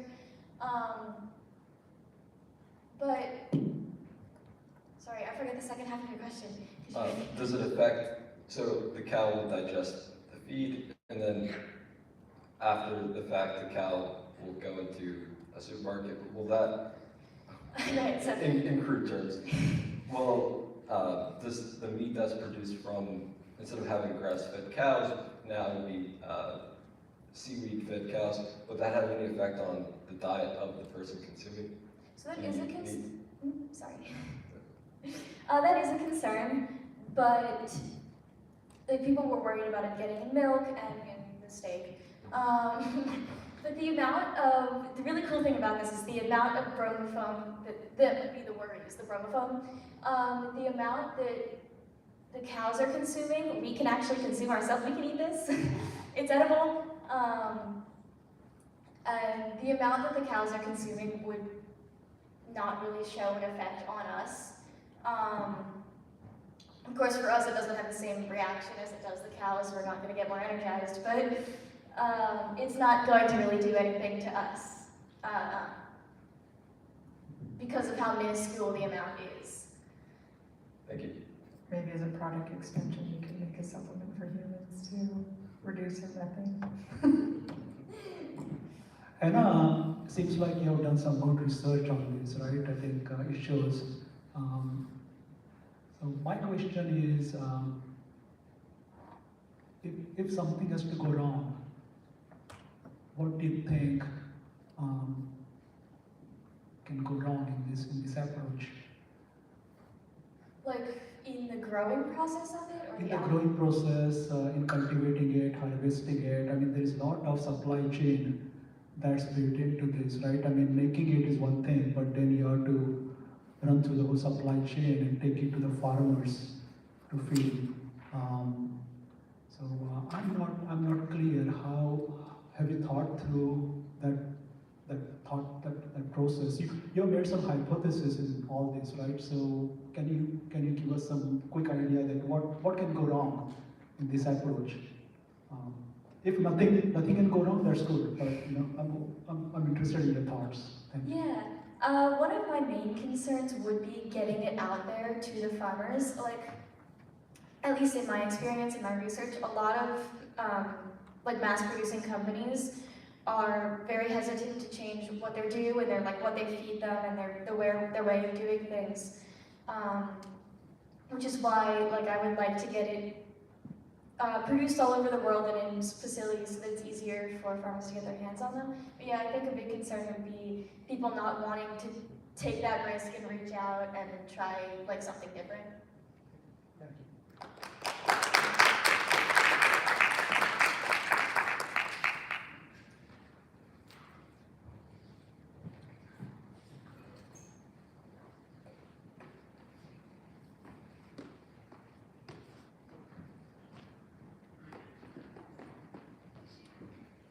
So the final team we'll have pitching is DNA Envirocentered with Isha and Shimon.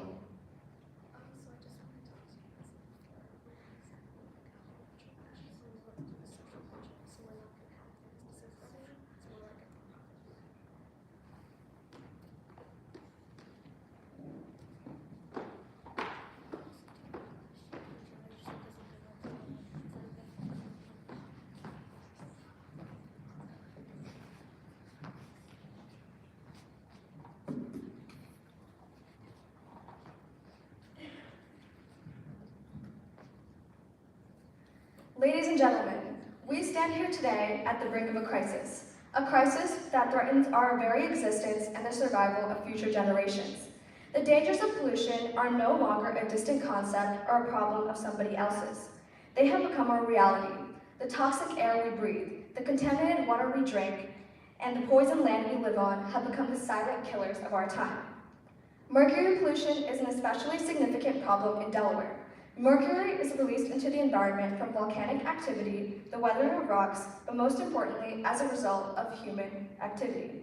And with the amount of power plants in Delaware that rely on mercury for operation, it does not look like the extent of mercury pollution is slowing down anytime soon. So here's our solution.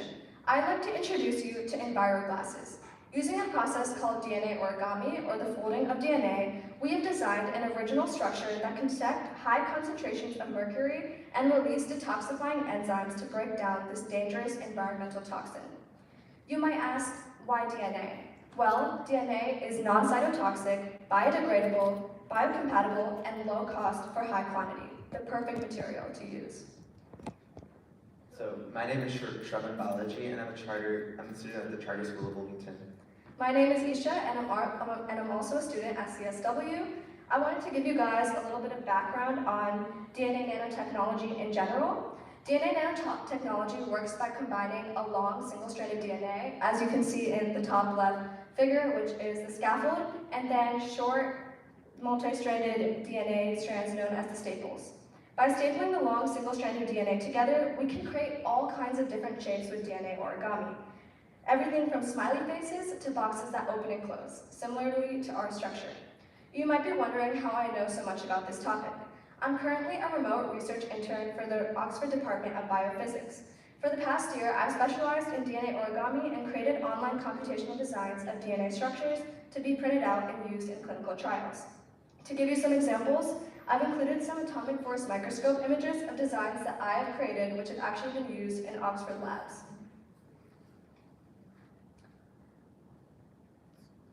So you might be wondering, how does the structure work? How does the structure detect and release mercury detoxifying compounds? Well, either side of the EnviroGlasses contains two different mercury decomposing enzymes, MER-A and MER-B. MER-A is a mercury detoxification enzyme that recognizes mercuric ions and detoxifies the material when coming in contact with the substance. MER-B operates pretty similarly to MER-A, but operates at higher efficiency when used alongside MER-A. The enzymes are attached to the EnviroGlasses via a DNA tag, and the structure opens and closes at the edges of the structure through aptamers that open in response to higher levels of mercuric ions. Now, I'm going to discuss the design process of our structure. By using an online software tool called CAD Nano, we created a baseline design of our structure and decided where to put the staples. Then, we programmed our structure using something called NucPack, and we used their algorithms to decide which nucleotide sequence to use. You can see the output code at the bottom, and this is the sequence that gave us the highest probability of successful structure. Then, we imported our design to OxDNA, which allows for the 3D visualization of DNA origami models. You can see that on our slide. Then, we inputted our nucleotide sequence to NuPack and generated diagrams that showcase our structure stability. As you can see, earthly temperatures normally don't surpass 55 degrees Celsius, and our structure denatures at 60 degrees Celsius, so that means it's going to remain relatively stable when used outside.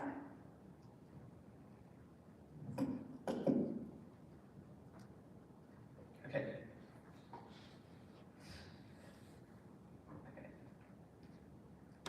So considering our budget plan, we've already garnered funding from the MIT Think Institute and Oxford Biophysics Department.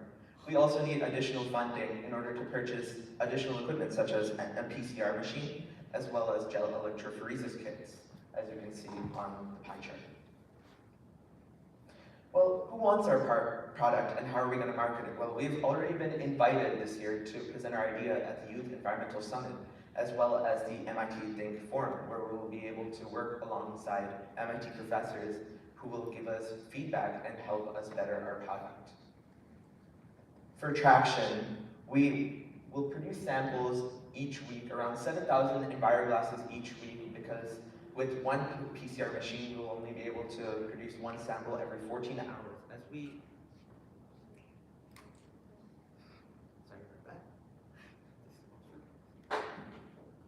Okay. So once we start upscaling our product management and producing more and more samples with more PCR machines, we'll be able to upscale our product, as you can see in the table, with around 3 million by 2027. Compared to our alternatives, EnviroGlasses not only aid in environmental health by... Sorry about that again. EnviroGlasses not only aid in environmental health by breaking down mercurial compounds such as HD2O into methylmercury, which is not as toxic as mercury itself. It is also sustainable, very innovative, and can be self-assembled because of DNA enzymes that are basically present everywhere in our ecosystem. And we've already conducted extensive research on DNA nanotechnology, as well as created online designs, as Isha showed you guys. But we will also be able to present our ideas at national forums such as MIT and the Climate Science Olympiad, and build and test our models in nanotechnology labs in order to start building large-scale production. Dear judges, we hope that you give us this opportunity to make EnviroGlasses a reality and bring us one step closer to a sustainable future. Thank you for listening to our presentation.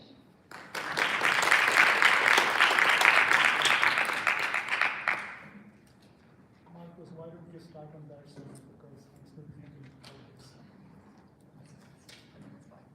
Great presentation. Could you kind of give a high-level overview of what the actual product, the commercialized product would look like, rather than just like the nitty-gritty?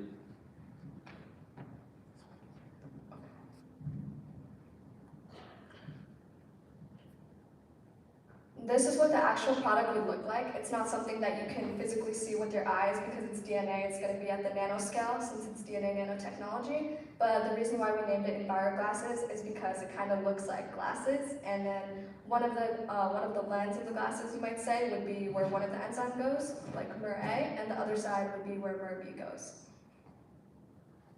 So in terms of, I understand you're a nonprofit, but in terms of getting this out to production, like what would be the next step in terms of, would it be a partnership with a university or would it be a partnership with a company?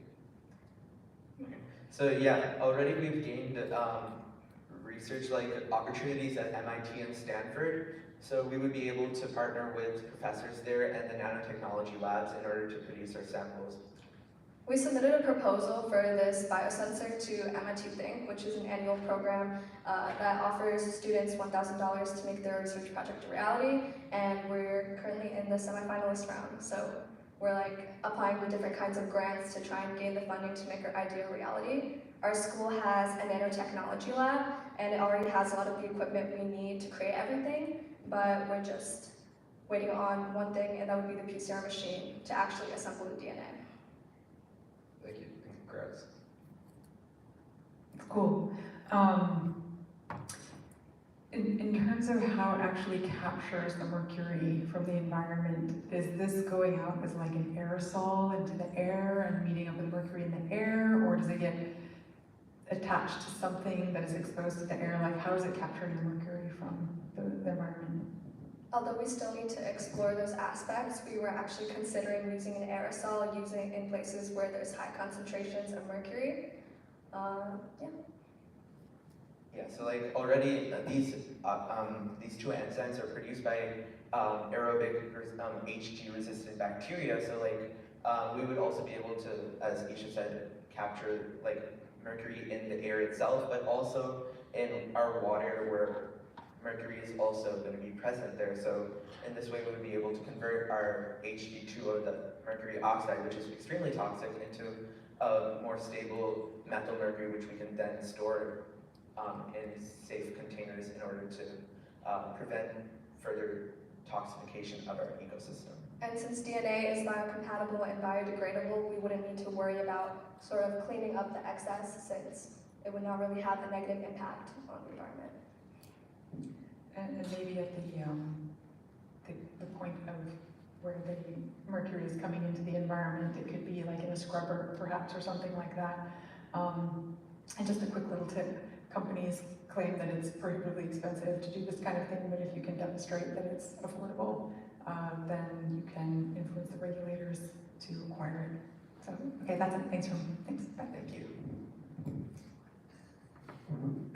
very well designed, thought, and I think executed on your slides is clearly well executed here. Have you checked this product? What is the efficiency? The efficiency of these enzymes, is that what you're asking?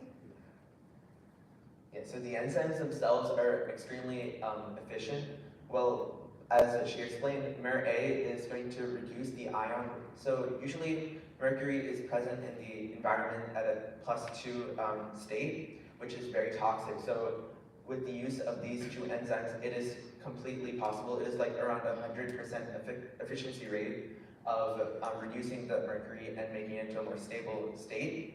So the only thing is implementation and real-life testing in order to see if the DNA nanotechnology will work in all of our situations, which is extremely likely. So Yeah, and if you're talking about efficiency, we could definitely mass produce a lot of these DNA nanostructures because since they're very tiny and we have a lot of materials, we can produce like 25,000, 30,000, hundreds of thousands of DNA nanostructures. So if we wanted to increase the efficiency, we can just put more of them.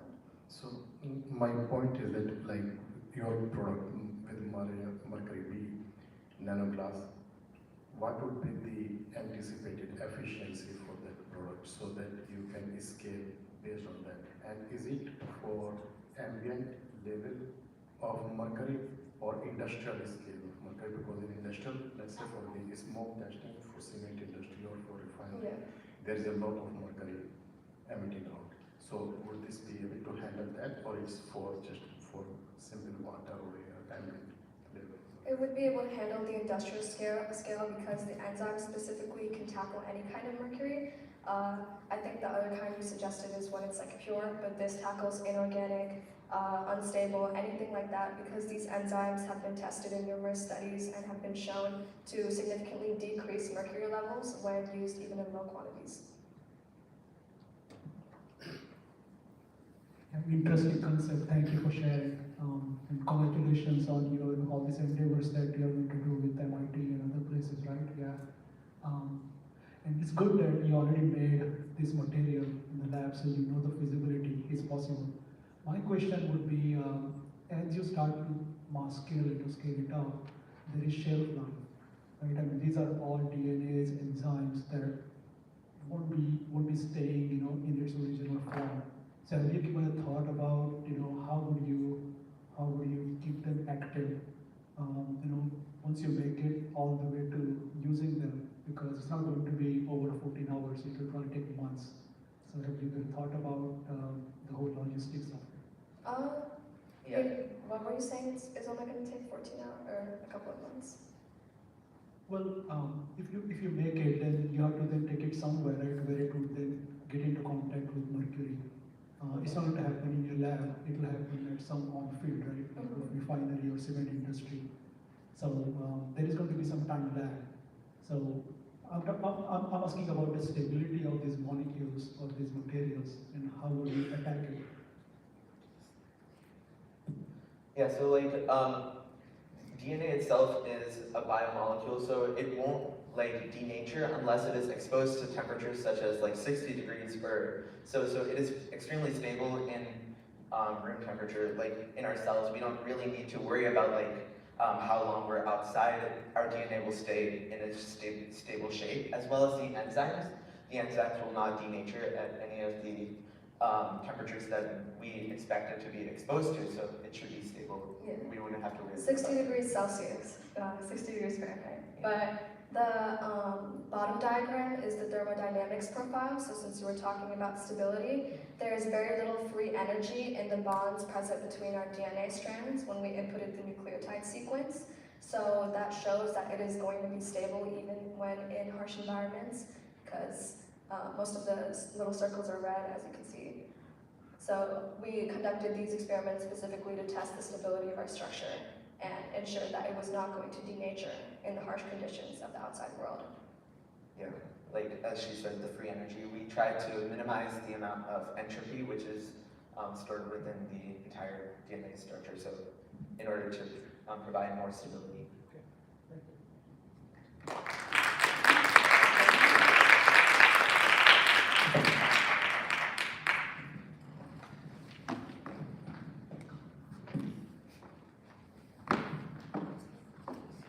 Now I'd like to introduce our keynote speaker from Brightfields, Maggie.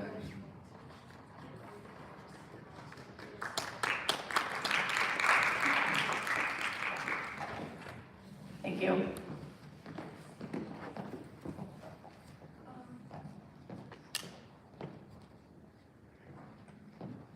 Hi everyone, good evening. First, I just want to give kudos to everyone who stood up here on the stage with a microphone for a panel of professionals in the environmental field.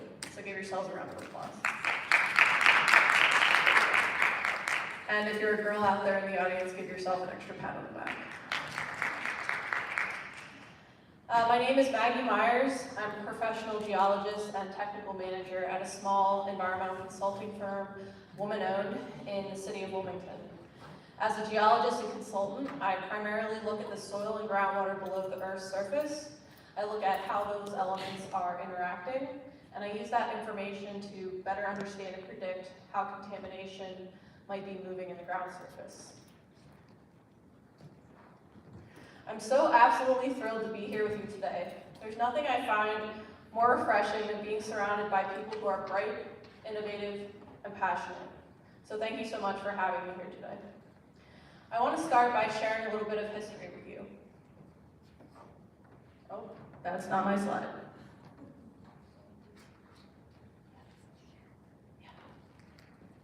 Hold, please.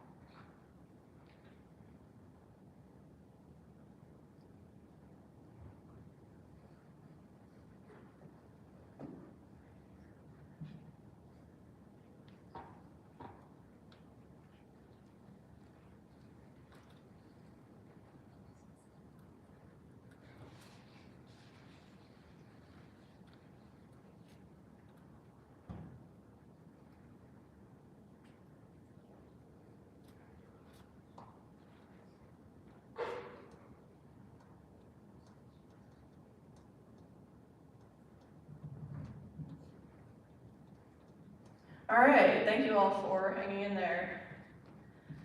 I'd like to get started by sharing a little bit of history with you. Wilmington, like many of the other early cities on the East Coast, was settled along a river, just like Philadelphia, New York, and Boston. In Wilmington, many of the factories popped up along the banks of the Christina and Brandywine rivers, not too far from the mouth of the Delaware River. These rivers were, for one, a source of energy. Factories could utilize the flowing water as power, and two, a mechanism of transportation. So an industry could easily move products in and products out via boats and barges. This first picture, or it's actually a painting from the 1840s, shows the city of Wilmington. You can see that most of the development is centered around the rivers. In Wilmington, one of the major industrial activities was shipbuilding that took place along the rivers. The black arrow on this picture is actually showing an area where shipbuilding took place in what we know today as the Wilmington Riverfront. The riverfront we know today would not come to be until many years later. This picture is from 1931, and again shows the industries along the Christina River. The important thing to note is just how much growth has occurred since the 1840s. Just under 100 years, and all of these factories have sprung up along the banks of the river. Specifically, wars stimulated the city of Wilmington's industries. The Civil War, World War I, World War II. By the time World War II rolled around, industries vital to the war effort, shipyards, steel foundries, machinery and chemical producers, were operating on a 24-hour-a-day basis. Industrial activity wasn't just limited to the west bank of the Christina River. On the opposite side of the river, we had several bulk petroleum storage and distribution facilities, places that stored oil and other petroleum products in large tanks and filled up boats and rail cars and trucks that then took that oil to other places. Between those facilities, many properties along the river were used as salvage yards. Salvage yards were just large open areas where vehicles and machinery were taken and often just sat, untouched or crushed on site. It was commonplace for industries and factories to dispose of waste products in ways that wouldn't be acceptable today. Factories would often have drains that led right into dirt floors or even out into the rivers themselves. Now it's important, did I do that?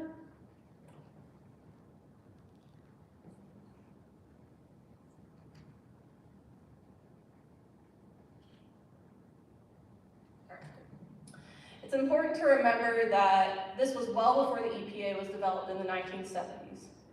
Remember that these industrial operations were happening as early as the 1800s. For a very long time, well over 100 years, all of these activities, from factories, shipbuilding and railcar building, petroleum storage and salvaging, all contributed to environmental contamination in Wilmington.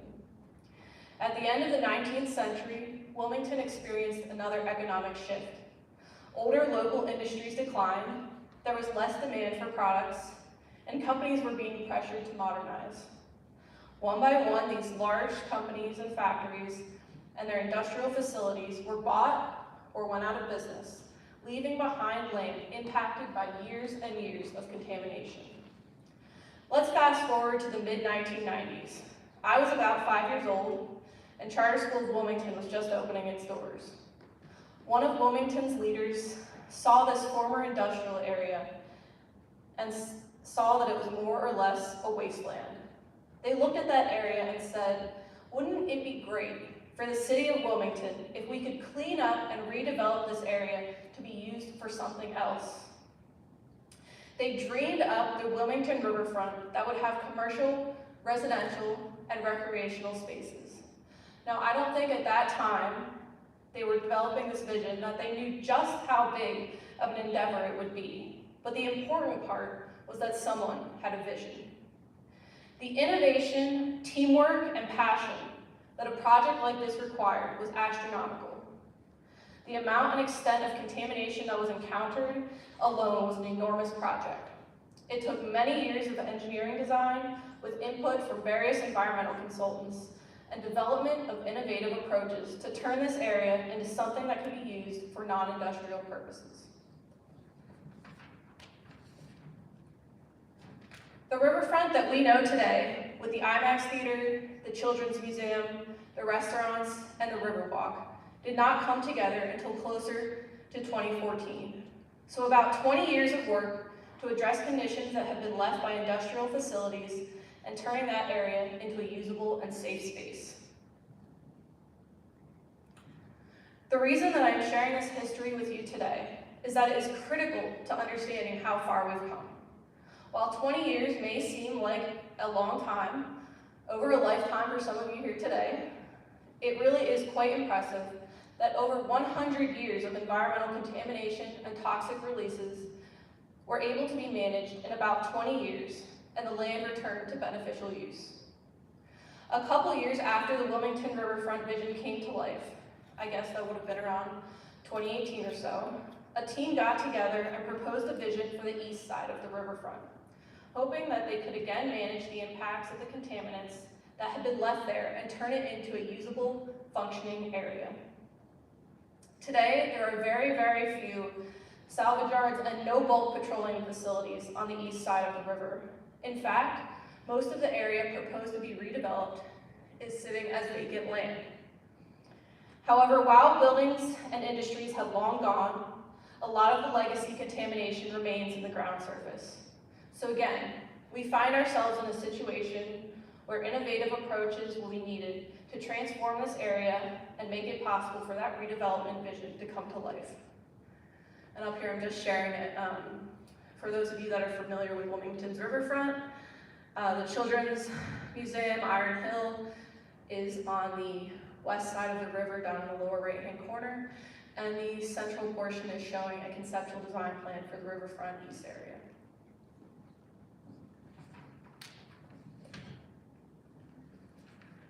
I want to note that this type of progress and redevelopment hasn't just happened at the riverfront. This map shows most of the remediation sites that have been registered with DENREC in downtown Wilmington and in the surrounding area. Now, this is just a screenshot of a small area, but different sites across the whole state and other sites in other states are being remediated in the same fashion. Now, while this redevelopment of underutilized areas, including the large swaths of land known as the riverfront, was being envisioned and made possible, there was still one critical piece that was somewhat left out, the real centerpiece of the whole area, the rivers.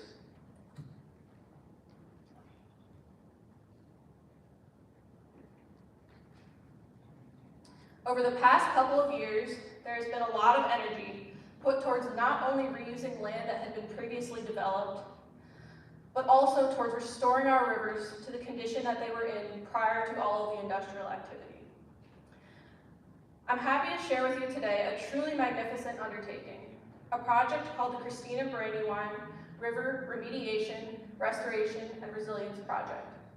This project focuses on the lower Christina and Brandywine rivers and is an initiative to address legacy contamination, restore the native ecology, and prepare for the changing climate. Quite honestly, I think that if someone had put this vision on the table 20 years ago, they might have been laughed out of the room. But the change in mindset and the true shift in the tide regarding environmental restoration has allowed visions like this to move forward.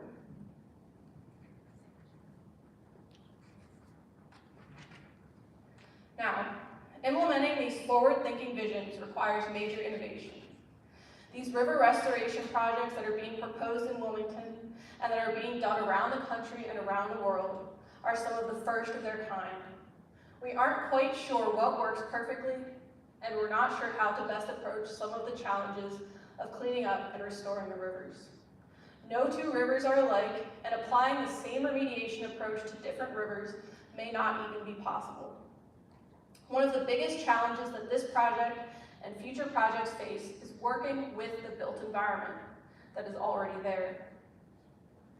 For a while, the primary approach was to buy and restore land, natural land, green spaces, all along the riverbanks.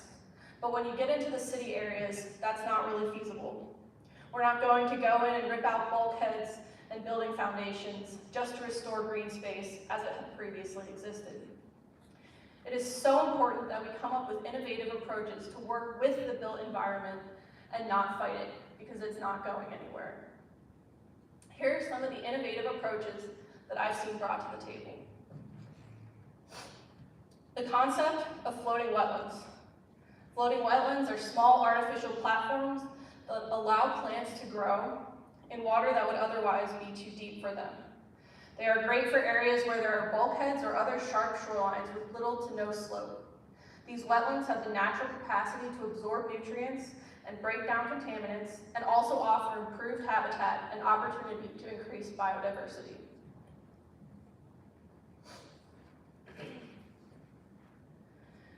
Dam removals. This picture was taken in the Brandywine River in the city of Wilmington. Dam removals restore a river's natural flow and helps increase biodiversity because vegetation and habitats are restored. Habitat that may have been limited to lower reaches of the river can now be accessed by fish and other ecological species. These photos are showing a concept of fish baskets. These baskets have been engineered to sit within the actual crenulations of steel sheet piling. Fish baskets can help create habitat for fish along stretches of rivers that have been heavily altered from their natural state, like little fish motels on their journey up the river.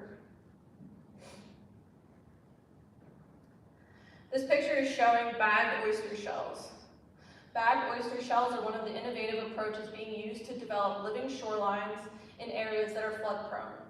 They've been proposed as an effective alternative to traditional coastal defense structures, such as bulkheads and breakwaters, with the hope that they can not only reduce erosion, but also provide improved habitat. Sorry, I think I'm getting a little sniffly because it's cold in here. The environment connects us all, and honestly, I think it's probably one of the things that connects us the most, other than the internet, that is. We've come a long way in cleaning up and restoring impacted areas, but there is still a lot of work left to do. And now that we've set our sights even higher, not just reusing these environmentally impacted properties and areas, but truly restoring them. These complex problems require more innovation, more new ideas, and more creative approaches. The power is in the hands of those with visions, those who are innovators, and those who are persistent. In closing, I want to applaud all of the work that's been done, but acknowledge that there is still so much work left to do.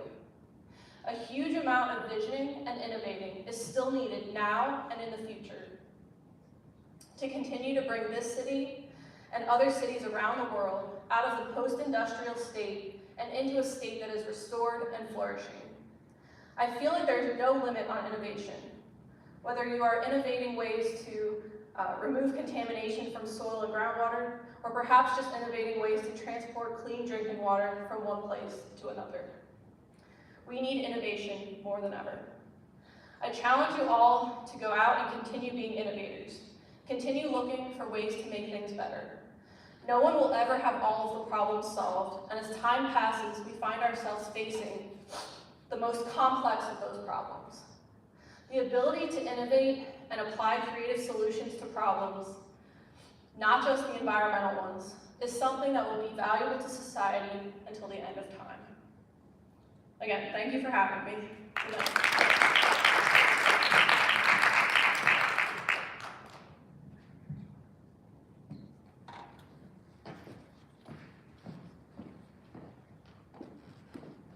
Everyone will be taking a 5-minute break because the judges are currently out there are deliberating, so we will return in 5 minutes when they're finished evaluating. Thank you.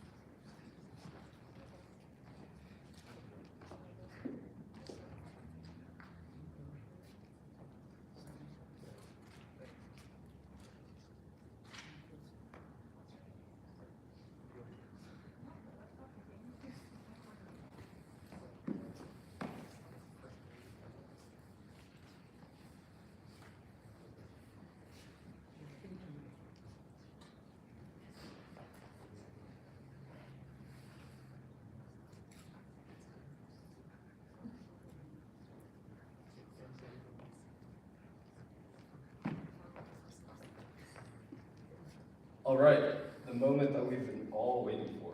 And I just want to make a couple comments before we announce the winners. I was in your shoes a couple years ago when I was presenting at the first charter launch. I pitched my own idea, and at the end, the judge literally goes, "So, what idea are you pitching?" So, the whole point of this is to get feedback, to learn, to practice, and to really make a difference in your development as a professional, as a student, and as an entrepreneur. So, whatever happens in terms of the teams that have won, the teams that did not win, take it as feedback, and also know that it's not a reflection of yourself or your worth. Just know that it's a reflection of the idea presented. So with that, we're going to start with honorable mention because it was super hard to just pick top 3. So I wanted to personally include an honorable mention, and that's going to be Bitmasters. So please come up and take pictures.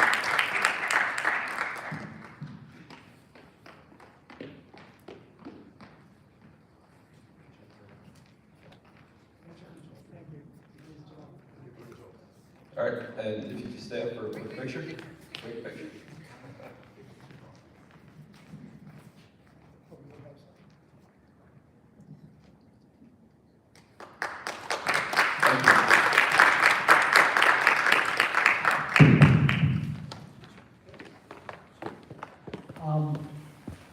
When I came here, I was thinking how bad it can be, right? I learned so much attending to your 8 presentations, and it's phenomenal. You guys have put in a lot of work, lot of great thoughts in there, and you all have really open minds, and continue to do that. Okay, this is a journey that we all basically embark on, and I was there maybe 30 years ago or so, and just never look back. Just keep doing it. I enjoyed it thoroughly. Every one presentation was super nice. With that, I think the what is number 3, right? Team number 8. What's the name of?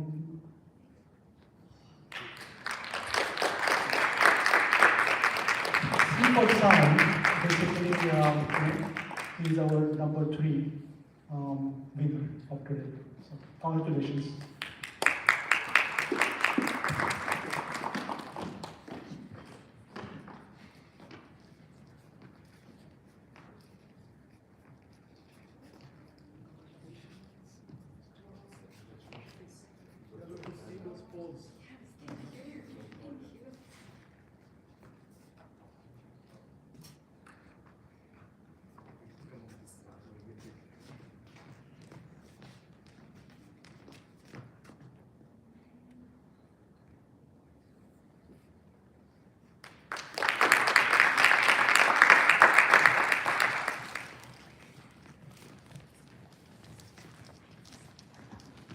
All right, since we're all like taking the mic and got stuff to say, I've got some stuff to say too.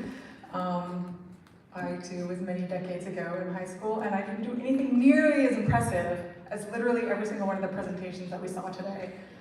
So I once again am super impressed with the Gen Zs. You guys are my favorite generation, save the world generation, the next great generation. So I'm super excited for you, and I'm super proud of you. And super happy to have been a part of this today, so congratulations to all the teams. Our second place winner in the pitch competition is Culture Crate.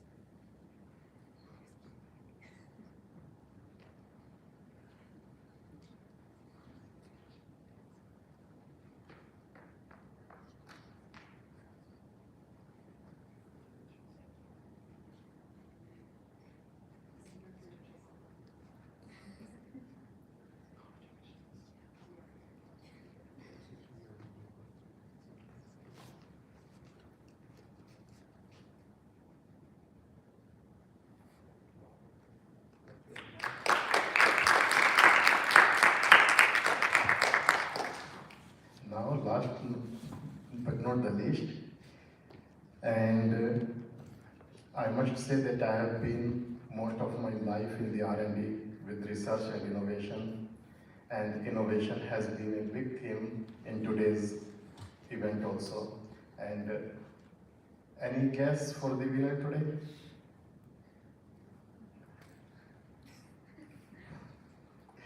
Okay, so our winner, first is DNA and virus cancer. And let me say that they have put a lot of thought, information, and it was well delivered presentation and well delivered topic, well invented topic also, and I wish them all the best. With them, I would say that for all the teams, they did phenomenal jobs. There could be one person that could come to the first place, but all the topics presented, they were well thought, well designed, and they have very high potential. So, thank you, congratulations, and keep up the good work.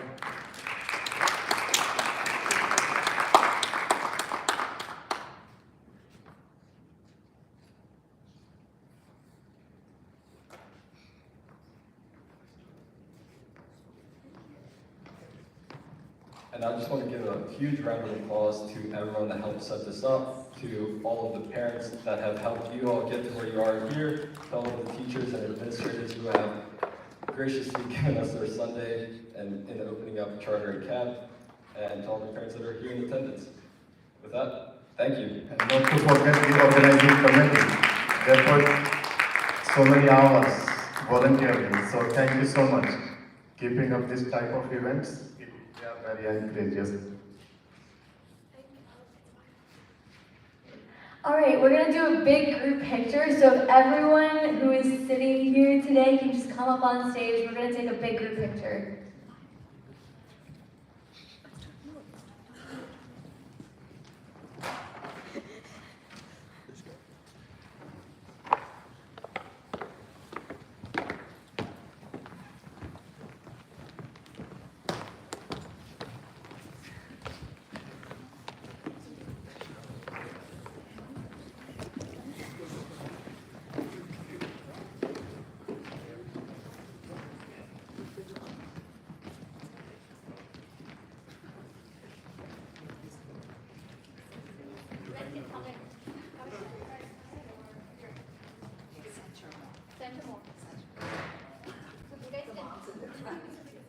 Wait, shift. Everybody did do a big whoosh. There you go. Good. Yes, squeeze. Is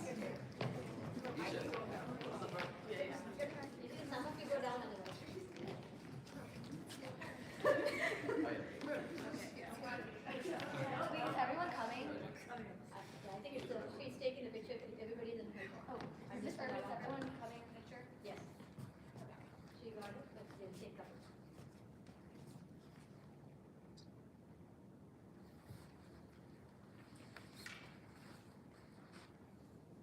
let's get crazy, guys. Come on.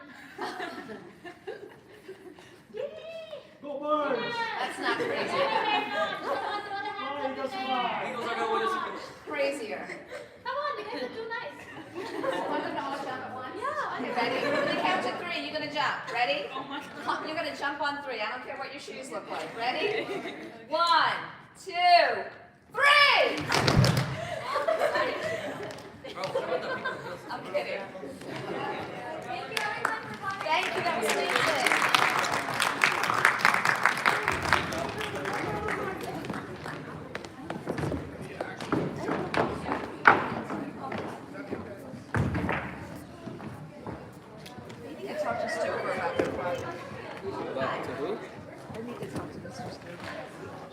I think that's her research project, probably, most likely. Okay, I don't think so. I think. What?